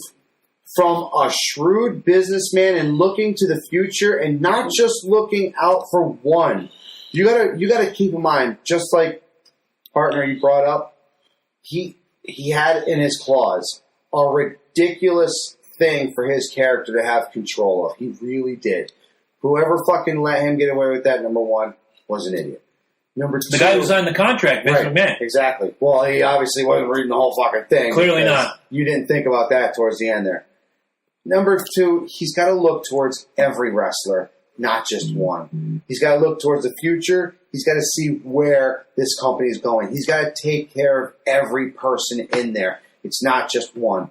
So, does he screw over Bret Hart, and does he do it in the end? Absolutely. Is it the right fucking move? 20 years later? Yes, it is. The Montreal Screwjob had to happen. As much as it pains me to say this, it had to happen. I'm going to agree 50%. I think they could have worked something out to get the desired result of Shawn Michaels being the champion. Wait. Not with this Bret. Maybe a Bret 5 years prior to this? Okay, Bret doesn't want to drop the title to Shawn. Not at all. Okay, so you have these 2 weeks where Bret is saying, I'm not going to drop it to Shawn. I'm not going to drop it to Shawn. So you have the hottest heel coming up in the business in Stone Cold Steve Austin, who, if I remember correctly, does not have a match at Survivor Series 97. No. Why not insert him in a three-way, get some schneebits going on where, Austin inserts himself into the mix, have a three-way, Shawn pins Austin to win the title. Brett saves face because he didn't lose. Shawn walks away with the championship. Vince gets the desired result. Again, we've been playing devil's advocate with each other this whole time, but we have 20 years to think about it. Again, if we'd have done this a year after, we're beating each other with fucking baseball bats and whatnot. No, it's not. It's just... They could have done something I don't assuage Brett. I don't think either... And let me say, when I say either side, it's not Shawn and it's not Brett. Know this. It's Vince and it's Brett. You know what I'm saying? It's literally Vince McMahon versus Bret Hart. And neither one of these two stubborn men were willing to let this go. Okay. I'm going to tell you that right now. Neither one of them wanted to let it go one way or another. Brett wanted to have it his way. Mm-hmm. And Vince is like... It's not Burger King, motherfucker! He's like, it's my company, motherfucker! Vince said that, yes. If you don't fucking like this, then get the fuck out. I said it earlier. Leaving. I said it earlier. He was already leaving. So he's like, you know what? Fuck it. What do I got to lose? Give the belt to who I think is going to fucking take the belt and go to the future with it. And that's what they did. I'll agree. And that's what we're standing on. Now, looking back, like I said, 20 years from now, or 20 years later, is it the right decision? Gun to my head, yes. Gun to my head, yes. You're the owner of the company. You decide the direction. You and your team, you write the shows. You want what you want. Ultimately, you write the paychecks. Yes, right decision. I agree. All right. I don't have a dog in the fight, but I kind of agree too. It's his company. And it's kind of like, at the end of the day, I made you, I can break you. But there's a whole country north of Michigan, which, by the way, on November 25th, we will be together live streaming at certain points for the big game. Fuck Michigan. And there's a country north of Michigan where Bret Hart is a hero, and to this day, even what was the last time Shawn Michaels appeared in the ring? Like 2 years ago, and for WWE in Canada, and everywhere in the world, he's a hero except one country. Every time Shawn Michaels steps into a ring in Canada, you hear the same chant, loud and proud. You screwed Brett. Yeah. You screwed Brett. And at one point, he ran with it. Even when he's the biggest baby face in the company, even when he is trying to, knock down all these warriors and be the champion and whatnot, and they go to Canada on an off week. Hey, we're in Nova Scotia, yada, yada. You screwed Brett. He's like, yep, proud of it, too. Thank you, drive-through. Yeah. Gotta go. Thank you, fuck you, bye. Why are they blaming him, though? Because he's the easy scapegoat. Which is why he was crying in the corner, because he knew, I'm never going to be able to step foot in fucking Canada again. If you have ever seen, and if you have a Fire Stick, you can find it. Glasses before my top. Do what you got to do, because we had a special thing in the gimmick fridge, courtesy of Billy Fuller. Thank you, Billy. If you've ever seen the old show WWE Confidential, which was hosted by Mean Gene Okerlund, eventually Shawn said, I'll do the... There was like a Where Are You Now piece while he's still retired from his back injury. He says, I'll do this piece, but I have to come clean on Montreal. I have to tell that I knew. And he did this half-hour piece, and he basically poured his heart out, and tears were pouring down his face. And he's saying, yeah, I knew. And I felt like, I felt like Kennedy. I felt like this guy, or, it's tough being the guy who everybody's going to hate. And Vince told him, no, sir. I'll take all the heat. You just go out there and do your business. Shawn's like, bullshit. I'm going to catch all the heat. I'm the guy that has to go out there every single night. I'm the guy that people are going to hate. I'm the guy that they're going to point fingers at. You can tell Vince tried because he set himself up, like Mike said, set himself up as the bad guy later on. So he tried. He did the interview 2 weeks later, still with the black eye, saying, I didn't screw Brett. Shawn didn't screw Brett. Brett screwed Brett. And it was over. But in his mind, it was over. Shawn Michaels still took that heat. He could be the best, again, 12 match of the years. He's consistently the top performer, even when he retired at 45. He did things at 45 that guys, with the exception of, say, Ric Flair, could not do at 25. Still universally hated in Canada. It didn't matter if he was just there to send flowers to your mom. Get to the door. Hey, thanks for the flowers. You screwed Brett. You screwed Brett. It was over. It was fucking over. Shawn Michaels from November 9, 1997 till today is still probably one of the most hated people in Canada. It's funny. It's funny when you see wrestlers like Randy Savage crush Steamboat's larynx, and everybody forgives him next season. Allegedly. Aha. This wasn't a screw job, though. And everybody forgives him next season, like something like this, though, and they hold on to it. In the corner, dude. Exactly. He knew. But if you watch that documentary, here's the twist. Brett looks over at Shawn in Wrestling with Shadows and says, Shawn, do you know about this? No, Brett, I swear to God, I don't know anything. Da, da, da, da, da. He was doing his job that his boss told him to do. Mm-hmm. But then fast forward 3 years on that WWE Confidential, and he's like, I'm telling my story. You cannot stop me. I can't live with this guilt anymore. Yeah. Done. You can't do it. Shawn Michaels went on and came back in 2002 with a fantastic match against Triple H at SummerSlam and did some great things going forward. First ever Elimination Chamber, won the championship. Great matches at WrestleMania, twice with Undertaker, once with Ric Flair, once with Kurt Angle. Oh my God, the Kurt Angle match. Hell, I was going to say, there's, say if I had to pick 10 greatest matches of all times, I will say this. Shawn Michaels is involved in at least 4 of them. I would say 6, but that's just me. I'm just saying, But I got you. Absolutely, he is. He's the showstopper for a reason. And like I said, leading into the end of the discussion, as much as I hated it at the time, and as much as I do want to say it is a screw job, he get screwed over. At the end of the day, when you see both sides and you see how it infected to today. Mm-hmm. It was something that needed to be happening. It was the right move. It was. We didn't know it at the time. And if you're Bret Hart or you're Shawn Michaels or Earl Hebner, even Vince McMahon, you didn't know. Or you didn't know what the repercussions of this. Right, but when we look back at it 20 years later, it was the right move at the right time with the right people, especially with those that were coming up behind, like we mentioned, Stone Cold Steve Austin, who that next March wins the championship from Shawn. Him and The Rock just grabbed. Right. Amazing, isn't it? Let's go back in that timeline, that November 96, where Shawn loses to Sid. Who made his debut that night in the Garden? The Rock. Yeah. Every piece fell into place. There has to be a winner and there has to be a loser. And the WWF/WWE became the winners because they had the right pieces. New faces were what was going to bring the new Attitude Era. Had Pillman lived, he's a big part of it too. Oh, huge! If Owen lived after '99, he's a big part of it too.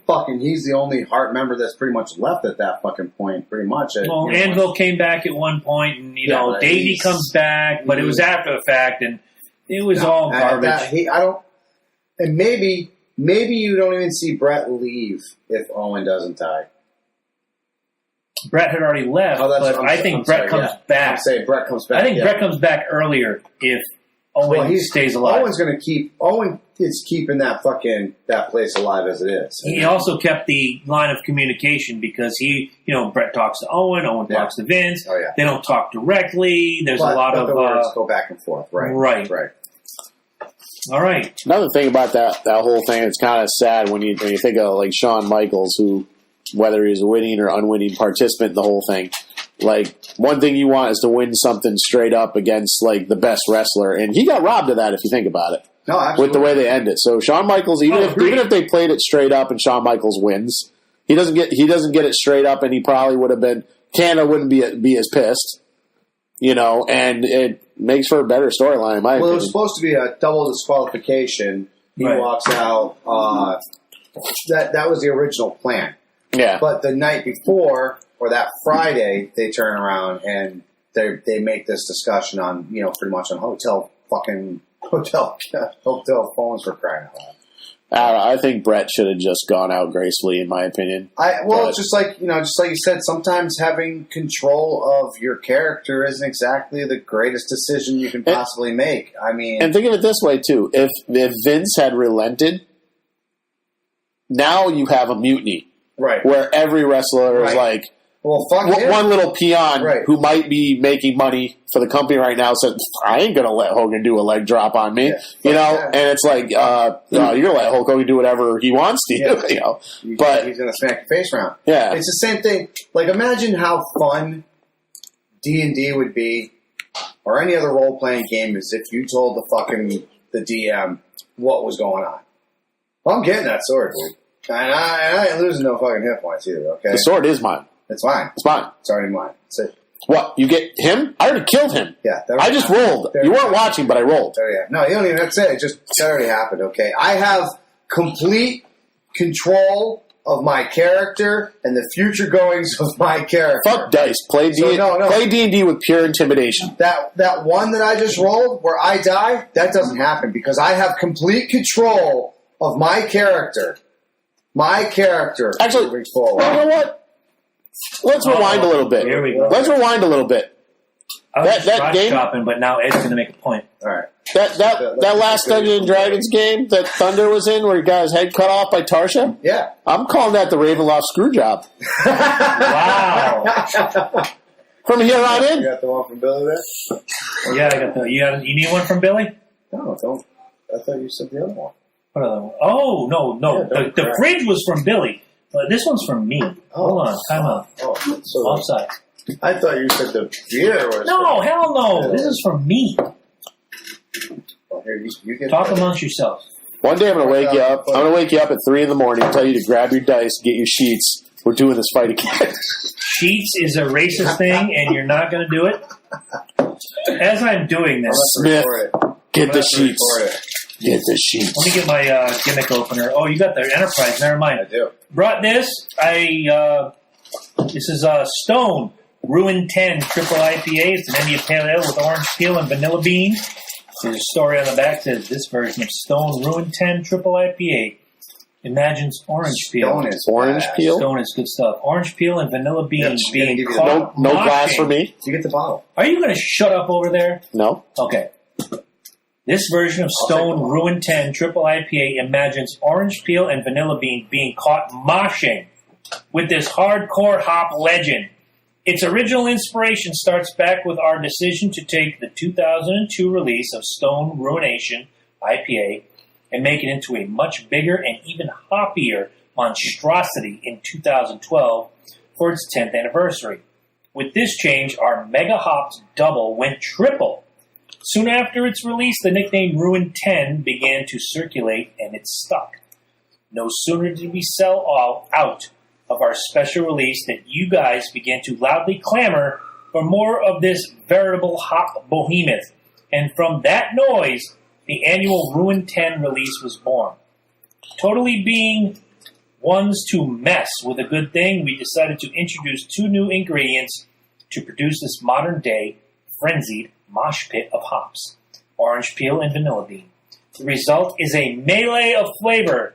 Dive in or watch from the seats. Your call. You'll find us in the pit.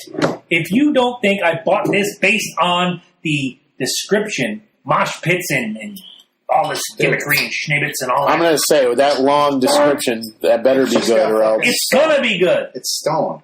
Stone makes everything good, even their coffee I stout. don't know. It's an IPA, though. Oh, Christ, here we go. See, this is why we can't have nice things. No. You're right. Really? Did you want to try this, Ed? Yeah, In yeah. a shot glass variety? He's getting the bottle. I'm getting the bottle, You're getting the bottle. apparently. Yeah. You've been told you're on the payroll. We're the Vince McMahons. You're the Bret Harts. It's that simple. Well, it has been decided. I can't hit the table. I've been told I can't hit the No, please don't hit the table today. That looks good. Look at that. You'll probably be able to finish this That's bottle all off. right. Don't We'll worry. take care of it. You guys see this with the official Woodstock Inn Brewery glasses we got? Courtesy. I'm going to try that. Wait, I want to hear what you think. What do you think? It's big, isn't it? I can see your eyes. That's a whole lot of flavor. Is it? A melange? There's like honey up in there. There's like vanilla up in there. There's like orange up in there. I'm looking forward to this. There's a lot of hops. I'll tell you what. This swap. 10.8% alcohol per volume. Nice! Dude, it's here we yeah, you can taste it too. That's what I was going to say. I was going to say, this is bordering on liqueur here. Yeah. You can smell the honey. The nose has dude. honey in it. Oh, absolutely. All right, here I go. I took a couple hearty sips. You guys can finish Oh that. my God, you got, yeah, obviously, you put some head up on that. Sorry. Just, wow. That is a lot. You know what? It's not horrible, but rig me up. It's not horrible, but I would never drink it myself. That's fine. As long as you said it wasn't horrible, we're good. Actually, you know what it is? The vanilla bean actually helps to kill some of that IPA It smooths hoppiness. it out. Yeah, I think Because the IPA hoppiness is what I don't like. The orange peel brightens it. The vanilla bean kills the hoppiness. But at the end of it, like you said, there is a very honey finish. Like a honey, yeah. Fantastic. So that's Stone Ruin 10 Triple IPA, only available certain times of the year, and we got it. That was my gift to you. That's tasty. All right.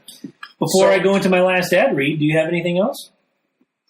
You know what? I'll save the ad read for after the fantastic list. Yeah. So, Ed, roll that beautiful bean footage.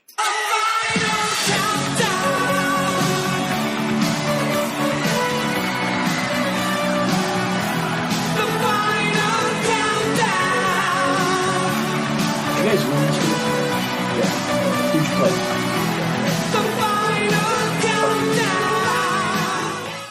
Was I hot for that? Yes. Okay, good. Fuck the Redskins. And fuck the Packers. Fuck the Cowboys. And fuck them Cowboys. And while we're at it, fuck the Bills. And fuck them Bills. Even though they played the Saints, fuck the Saints. Fuck them both. Fuck them all. Actually, before I start this list, that was pretty funny. What was it, like 47-7 or some shit like that? Well, in the Saints Bill, it was huge. Oh my god! I was like, dude, are you gonna stop this game and put another game on? What the fuck? This is terrible. Anyway, so in case y'all didn't know, Star Wars Battlefront 2 is out on Xbox, PlayStation. I've seen it. And I'm not PC. sure it is out on PC. Yeah, you're absolutely right. On Origin. Yep. If you got the pre-order, you got it 3 days early, which means I'm playing today. I watched it when hello. I was playing. Did you just burp live? I did. I'm sorry. My God. Yep. Yeah, people are going to think you're drinking beer or something. So, with that being said, my gaming experience is going to increase from 0 a week to probably about 55 minutes a week. That's better than I get. Watch out. Better than I get. I'm putting the time in. I'm putting the time in. And I'm getting ready to get WWE 2K18. So, why? I heard great things about it. I've also heard glitches, but let's not step on his. And with that comes my colorful language.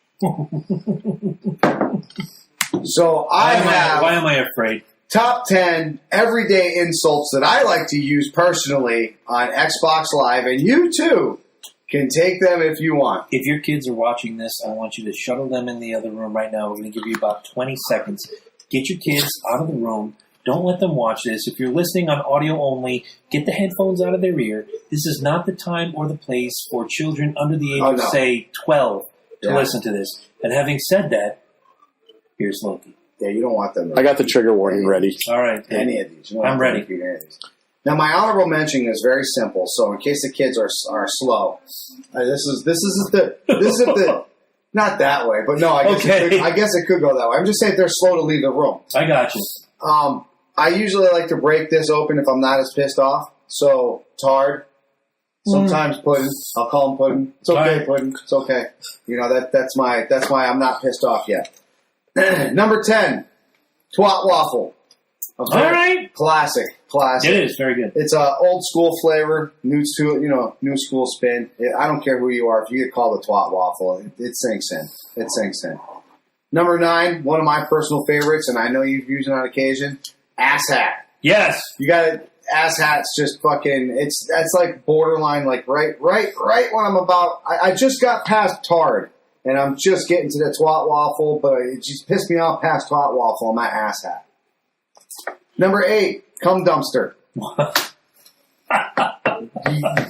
Those are reserved for people that kill me twice in a row.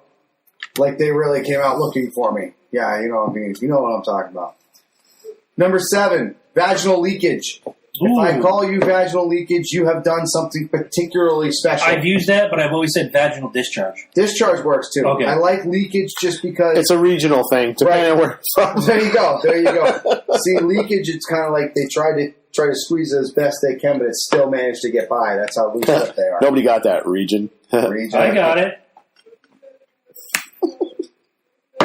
Number 6, Shit Shaker. Wow. That's a new one. I like Shit Shaker. Number 5, an old classic, Rump Ranger. Whoa. Read that again. An old classic, Rump Ranger. Nice. Remember that? My grandfather used to call people Rump Yes. I've heard that. So that's why it still kind of stayed in there. Plus when I turn around and I call somebody a Rump Ranger and they, what did you just say? Rump Ranger. Ranger? I got it. They don't get it. They don't get it at first. And they put 2 and 2 together and then they can get it. No, but it's old school. Okay. Plus my grandfather taught me. I got you. Number 4, Butt Knuckler. What? Knuckler. That's something you must have shouted in a moment of passion. Yes. Right? You fucking butt knuckler! Wow. All right. Number 3, always a classic, cock juggling thunder cunt. I mean, come on. If I call you a cock juggling thunder cunt, then that means you have taken the cake for this game, people. I'm sorry. No, I'm not sorry. No, you're not. No, you're not. Number 2. I thought I'd make it sound good. Matter of fact, I think I used this earlier. Jizz tissue. Sometimes also known as a sock. But jizz tissue is what you want to call somebody. What? How many times in 130-some weeks do I have to tell you, don't say shit like that when I got a beer at my lips? What is wrong with you? They're my top 10. Do you take the short bus to work every day? Spanker Chiff is a good one. Spanker Chiff. Bunk sock. Jizz tissue. Same idea. Yeah. All right. Amy's dress. Regardless, hair. you don't want to be called it. It's an everyday insult, and especially particular and you'll find it on Star Wars Battlefront 2. Oh, wow. And last but not least, my number 1 insult that I like to use, and if you are particularly nasty and you really piss me off, you deserve it, cock muppet. That's right, buddy. Muppet. You are a cock muppet. Wow. Okay. I'm a little sickened. Like, no, I'm not. I'm actually liking that. I might write that I'm down. never, ever going to be able to look at Sesame Street the same again. Which one of these motherfuckers is a cock muppet? Right? I'll tell you which one's a cock Ed's just been handed a Elmo is a cock muppet. Right? You are absolutely right. Before we do our ad read, Ed has been handed a very yes, thing. a company memo. Yes, and he was a very big part of this Wednesday night. So I want to announce something. We do something to help everybody's show. We mention the Loki and Jabroni show every single week, twice, once at the top, once at the bottom of the C&J Speed Review. It's the same Patreon. Right, Patreon. I do all that gimmick Fandango. I want to get everything I can out of it. Anyway, so in an effort to get up to 100 subscribers on the YouTube channel, the Jabroni has agreed to my challenge. We get to 100 subscribers, the Jabroni will listen to nothing but Nickelback. Will sing nothing but Nickelback. Will sleep with only Avril Lavigne. Oh, God, thank you. Everything. I don't want to be total. I don't want to be total torture. Basically, everything will be Nickelback. He'll be the biggest Nickelback fan. And when is this? For a month. November 2018. So 100 subscribers we need by 100 next year. subscribers by Daytona 500 2018, February. Get out there, subscribe to the show. Tell your friends to subscribe to the show. I will dedicate next November to nothing but Nickelback. And I will maybe... Right now, Loki's deleting Nickelback off his computer. That's the best song ever. You can't sing that.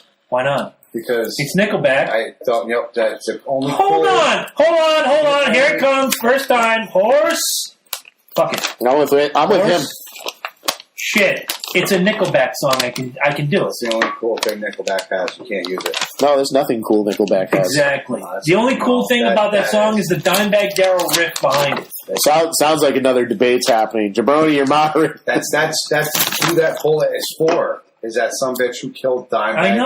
I know. I get it. I understand. That's why it's cool. It's not still Nickelback. Cool, but it's cool for what it references. And they knew that's the reason why they did it. If you guys want to hear... It's just like if I don't like sour cream and onion potato chips. Blasphemy. But around you, they're cool. So I eat sour cream and onion potato chips around you, so I look cool. You've lost me already. That's what they're doing. they're singing a song about shooting the killer of Dimebag Darrell to give you the representation that they're actually cool when they're not. They've never been cool. I'll buy it. I'll buy it halfway. I won't buy it halfway. But I still put on the table. And if you're going to buy it, go at least to our affiliate link. Exactly. Refer to my comments last week. Refer to my comments last week about P. Diddy's Biggie Blood Money. Exactly. It's the same shit. All I'm saying is, if it's nothing but Nickelback November, I'm still going to have access to Side of a Bullet at karaoke. Thank you very much. Do you think Nickelback got that Scott Stasiak or Scott Stapp? Yeah, Scott Stapp drunk and hooked on dick on purpose, just so that way. No, I think he did that on his own. Creed they would have no competition. No, I think Creed screwed themselves. I think Scott Stapp. That was the only competition they had at the time. If you really think about it. So here you go. You got Chad fucking coming over there and slapping his little 30-inch fucking. Whoa! 30 inches. 30-inch what? His pool noodle. Oh, okay. Come on, man. He's a water weenie.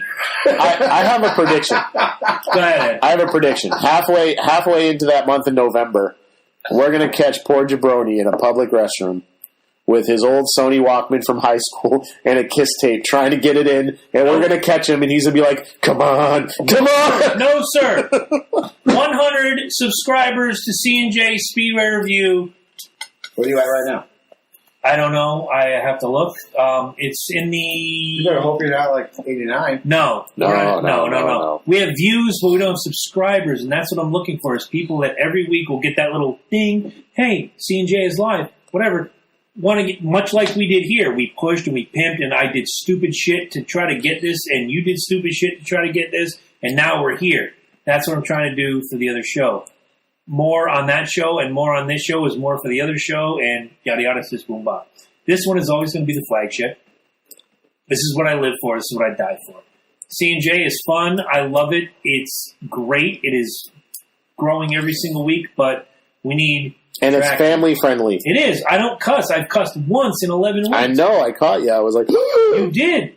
And I called myself out, and I was like, hey, sorry for saying ass. I think I said shit.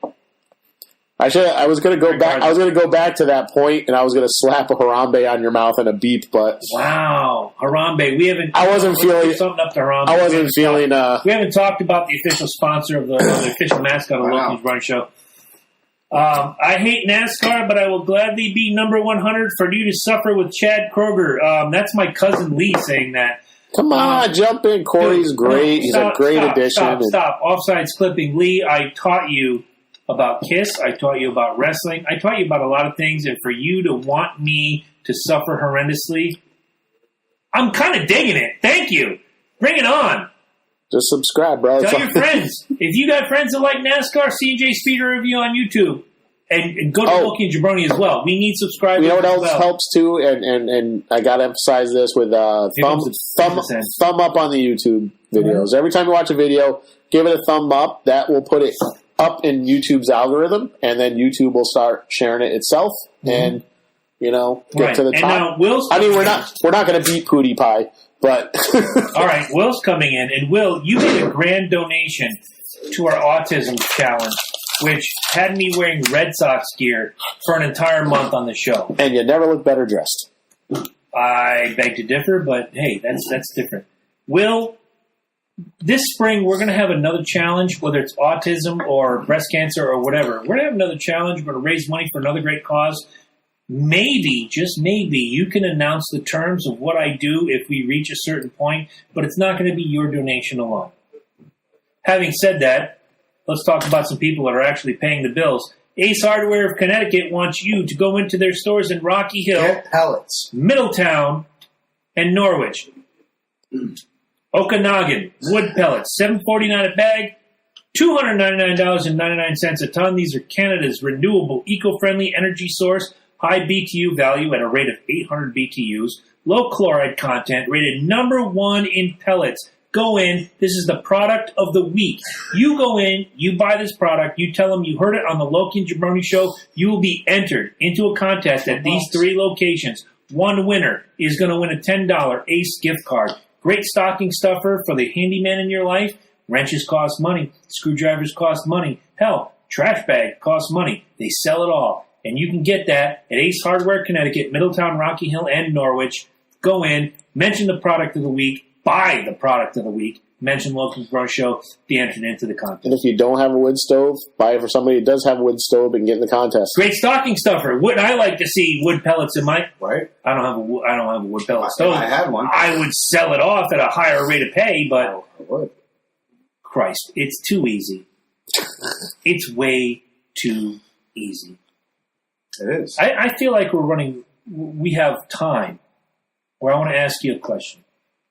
We've been running for like 2 hours, but absolutely. It's the Montreal Screwjob. Screwjob. It like flew by so freaking It did. fast. It feels like you've been here for 40 minutes. Oh, really? But we've been going for like 2 hours. You guys were talking about it nonstop for like an hour and a half. I was watching the And it clock. was great, and I enjoyed it, and I've seen your points, and you saw my points, and we kind of have a middle ground and whatever. 2 questions for the future. 1, your prediction for November 25th, Ohio State versus Michigan. Score, whatever. Well, once again, I got to go with Michigan. Of course you do. And not only that, you guys have won the last 2 years, so that's got something's got to be said. Last about 2 years? Well, since we started doing this. Exactly. The flag is up here all the time. It's like you won, but in reality, you have to look at it and remember that I won. No, I know. Well, I know. I'm just going to put it over your bed. No, I'm pretty good. I got 2 Ohio State sweatshirts. I got some pictures I can throw up there in the time. No. That's fine where it is. Come right back after November. So it's gonna. You're gonna even remember if we the take Ohio it right State. now, it'll be coming back officially. Oh Christ! Here we go. Yeah. I leave it there to remind you of your misery. So let's go with Michigan, obviously, and let's go 35-28. Okay. I was gonna go closer. Obviously, I see. It'll be close in the beginning. I think it'll be close at the end. I think one team's going to come out huge. I think the other team's going to come back and either take the victory or make it a battle. I have Ohio State winning 31-28. So we both agree the loser's going to get 28. Yes. And once again, I'm asking you, does the loser wear the winner's jersey at the next Loki and Jabroni show? Yeah. All right, done and done. Maybe we'll hang the flag up behind us. Maybe we'll do our thing. We'll have a good time. If you're a Michigan or Ohio State fan, share it with your friends. Let them know that this is where... Yeah, we'll be going live. I think we're going to fucking Pokey's house, right? Yeah, Pokey is throwing the annual The Game party, which means I'm in the minority unless I bring my daughter, who's a Buckeyes fan. And I'll bring my dog. Your dog eats its own turds and licks itself. Actually, eats a cat's turds, but... It's kind of a Michigan State fan. No, that would be licking your own butt and rolling backwards. Oh, that's a good point. Beagles do that a lot. That's a good point. Fucking... All right, fair enough. Second question? Oh, that was the second question. Was it the second question? Yeah, it was if I'm wearing the gear of the...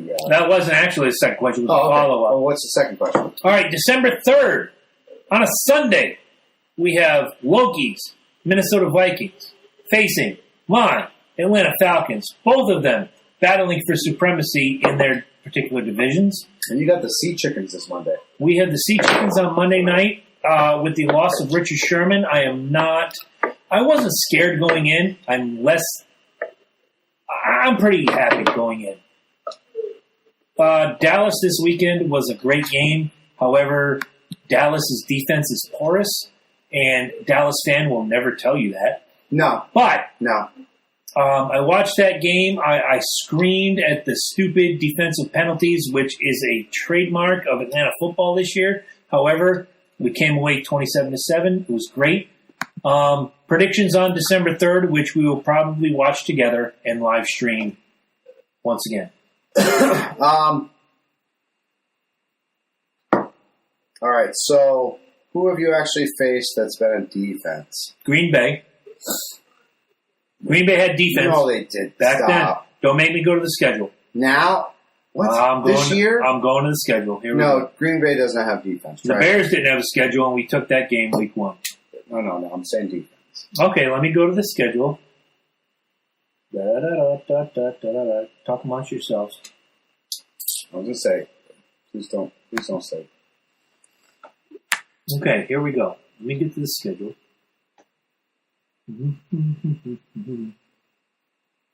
All right, going back to week 1.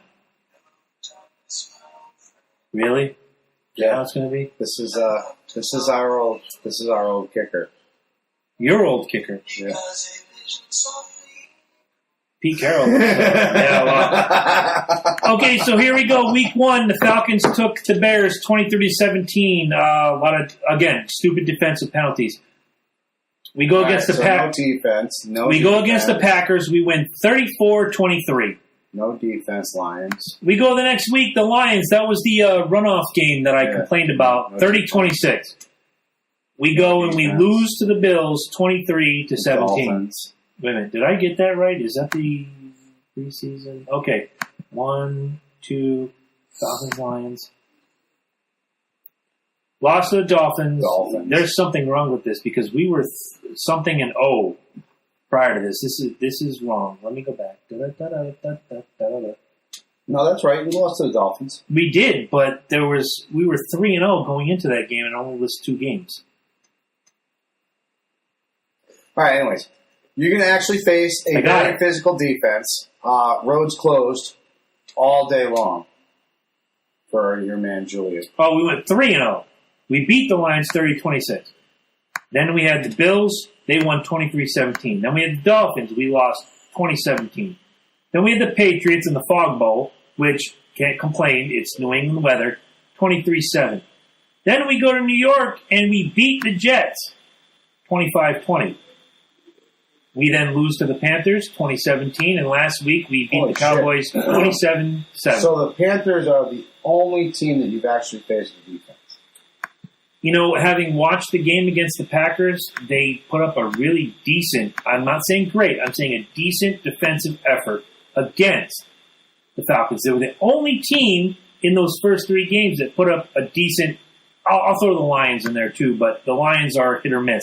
One week they're great, one week they suck. That's why they're the Lions. Depends if they play the Vikings or not. Correct. But that week, they played a really good defensive game. Yeah, you're going to unfortunately have to deal with Xavier Rhodes, my man Smitty back there. Let's not forget Alex Barr. He just...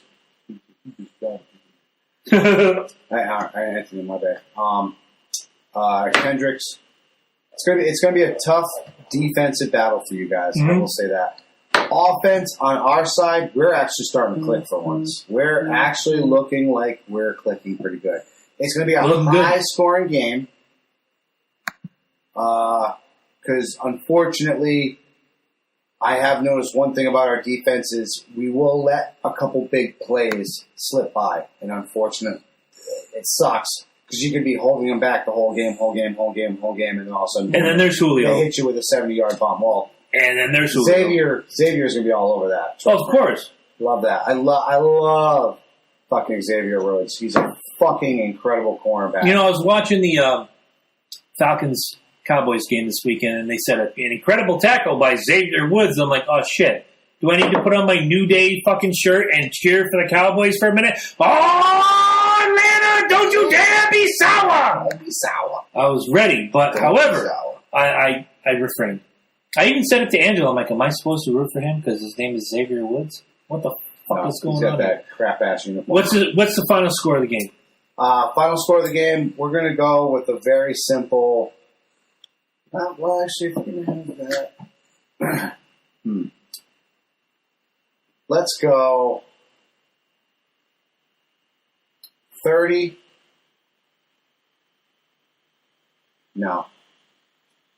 No, because I think your defense might actually show up too. If they can stay away from stupid penalties, yes. Because you have a good defense that you're right. They do they kick themselves in the ass a lot. Every fucking week. So let's go with a nail biter. 31-28. See, I had it less than that. Now they're scoring. There's going to be scores. There's going to be scores. But I had it 28-24 Atlanta. I think Matt Ryan is now getting into his groove. Is going to be the difference. 28-24. I think that it's going to be the stop score that forces you to get the field goal. And not only that, it's probably going to be like a 49 or a 50-yard field goal where one of us is sitting there like, motherfucker. I've watched you here on Thanksgiving throw shit and yell at the TV and Schnabitzfernum, NoShowJones.com. You kill things. Jizz Tissue. JizzTissue.com. Fucking cock muppets. What's going to happen is we're going to live stream a lot of it. We'll have our own personal gimmick phones going on the Loki and Jabroni show. Like, hey, look, I'm smiling. He's not. He's going to be like, hey, I'm smiling. He's not. That's what we should do. We should totally not do Loki and Jabroni like. Do it as Chris and Mike. Right. We should team Viking and Team Falcons. Why not? And if you're on Team Falcons, join his feed. Do you have a Viking? Wait. Time out. Do you have a Viking group on your Facebook? Yeah. Okay, I have a Falcon group on my Facebook. Once again, this is networking. We can do this to bring people to the show. Go on your Viking page and go live. I'll go on the Falcon page and go live, and we'll get Team Viking, people. Team Falcon. Oh, done. There will not be. You're hearing this live right now. There will not be a live Loki and Jabroni segment. So Eddie is off the hook for this fucking. But on the 25th, we are going live on the Loki and Jabroni show page. We'll split the quarters. We'll flip a coin. That's actually close to your house. That's Musa. Yeah. Musa. You could be there. You could film the whole thing. We'll be in our gear. We'll be ready. Yeah. And you can eat pizza. Oh, pizza's always good. Thanksgiving leftovers. Good. But there's no Tom Brady. Fuck Tom Brady. But there's pineapple. Yeah. Can't go wrong with that. Triggered. Yeah. He's hurt. He's done. Pineapple doesn't go on pizza. Pineapple goes on pizza every freaking time. No. Stop. No. You're both wrong. We're both wrong. We're both wrong. With whatever. Bacon. Yeah, you can all. Bacon and or pineapple, and bacon. Pepperoni and bacon. Not only are you wrong, what you're saying is hate speech. Oh shit! Is he triggered? Did we just trigger him? Hold on, that's bullshit. No. I call back. Then that wasn't Harvey Weinstein, George Takei, Loki and Jabroni. Apparently, everything's getting assaulted. Are you triggered? Do you want to run the fucking gimmick now at the end of the show? No, I want to go home. I think so. All right, he wants to go home, guys. Thank you so much for joining us once again each and every week. Share the show. We had a great giveaways with the Hoist Gracie giveaway. If you didn't hear about it, you might want to go back and listen to the show.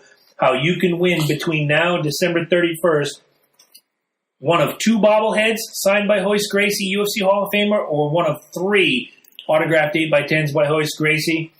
You'll love these bobbleheads. You flick it, and it kicks Ken Shamrock's ass. It's amazing. I'm bringing them next week, and I'm going to set them right here so you guys can see how awesome they are. The 8x10s will be behind us right there where AJ Styles is over there, the WWE champion, et cetera, so forth. Survivor Series is this weekend. Do not spoil this shit for me. I'll be watching it after Championship NASCAR weekend. And my game is Monday night, so I can go to any NFL party and just sit there and go, yeah, this is great. The beer is fucking fantastic. Got to get home for 3. This is bullshit, all of it. Yeah. Who are you playing this weekend?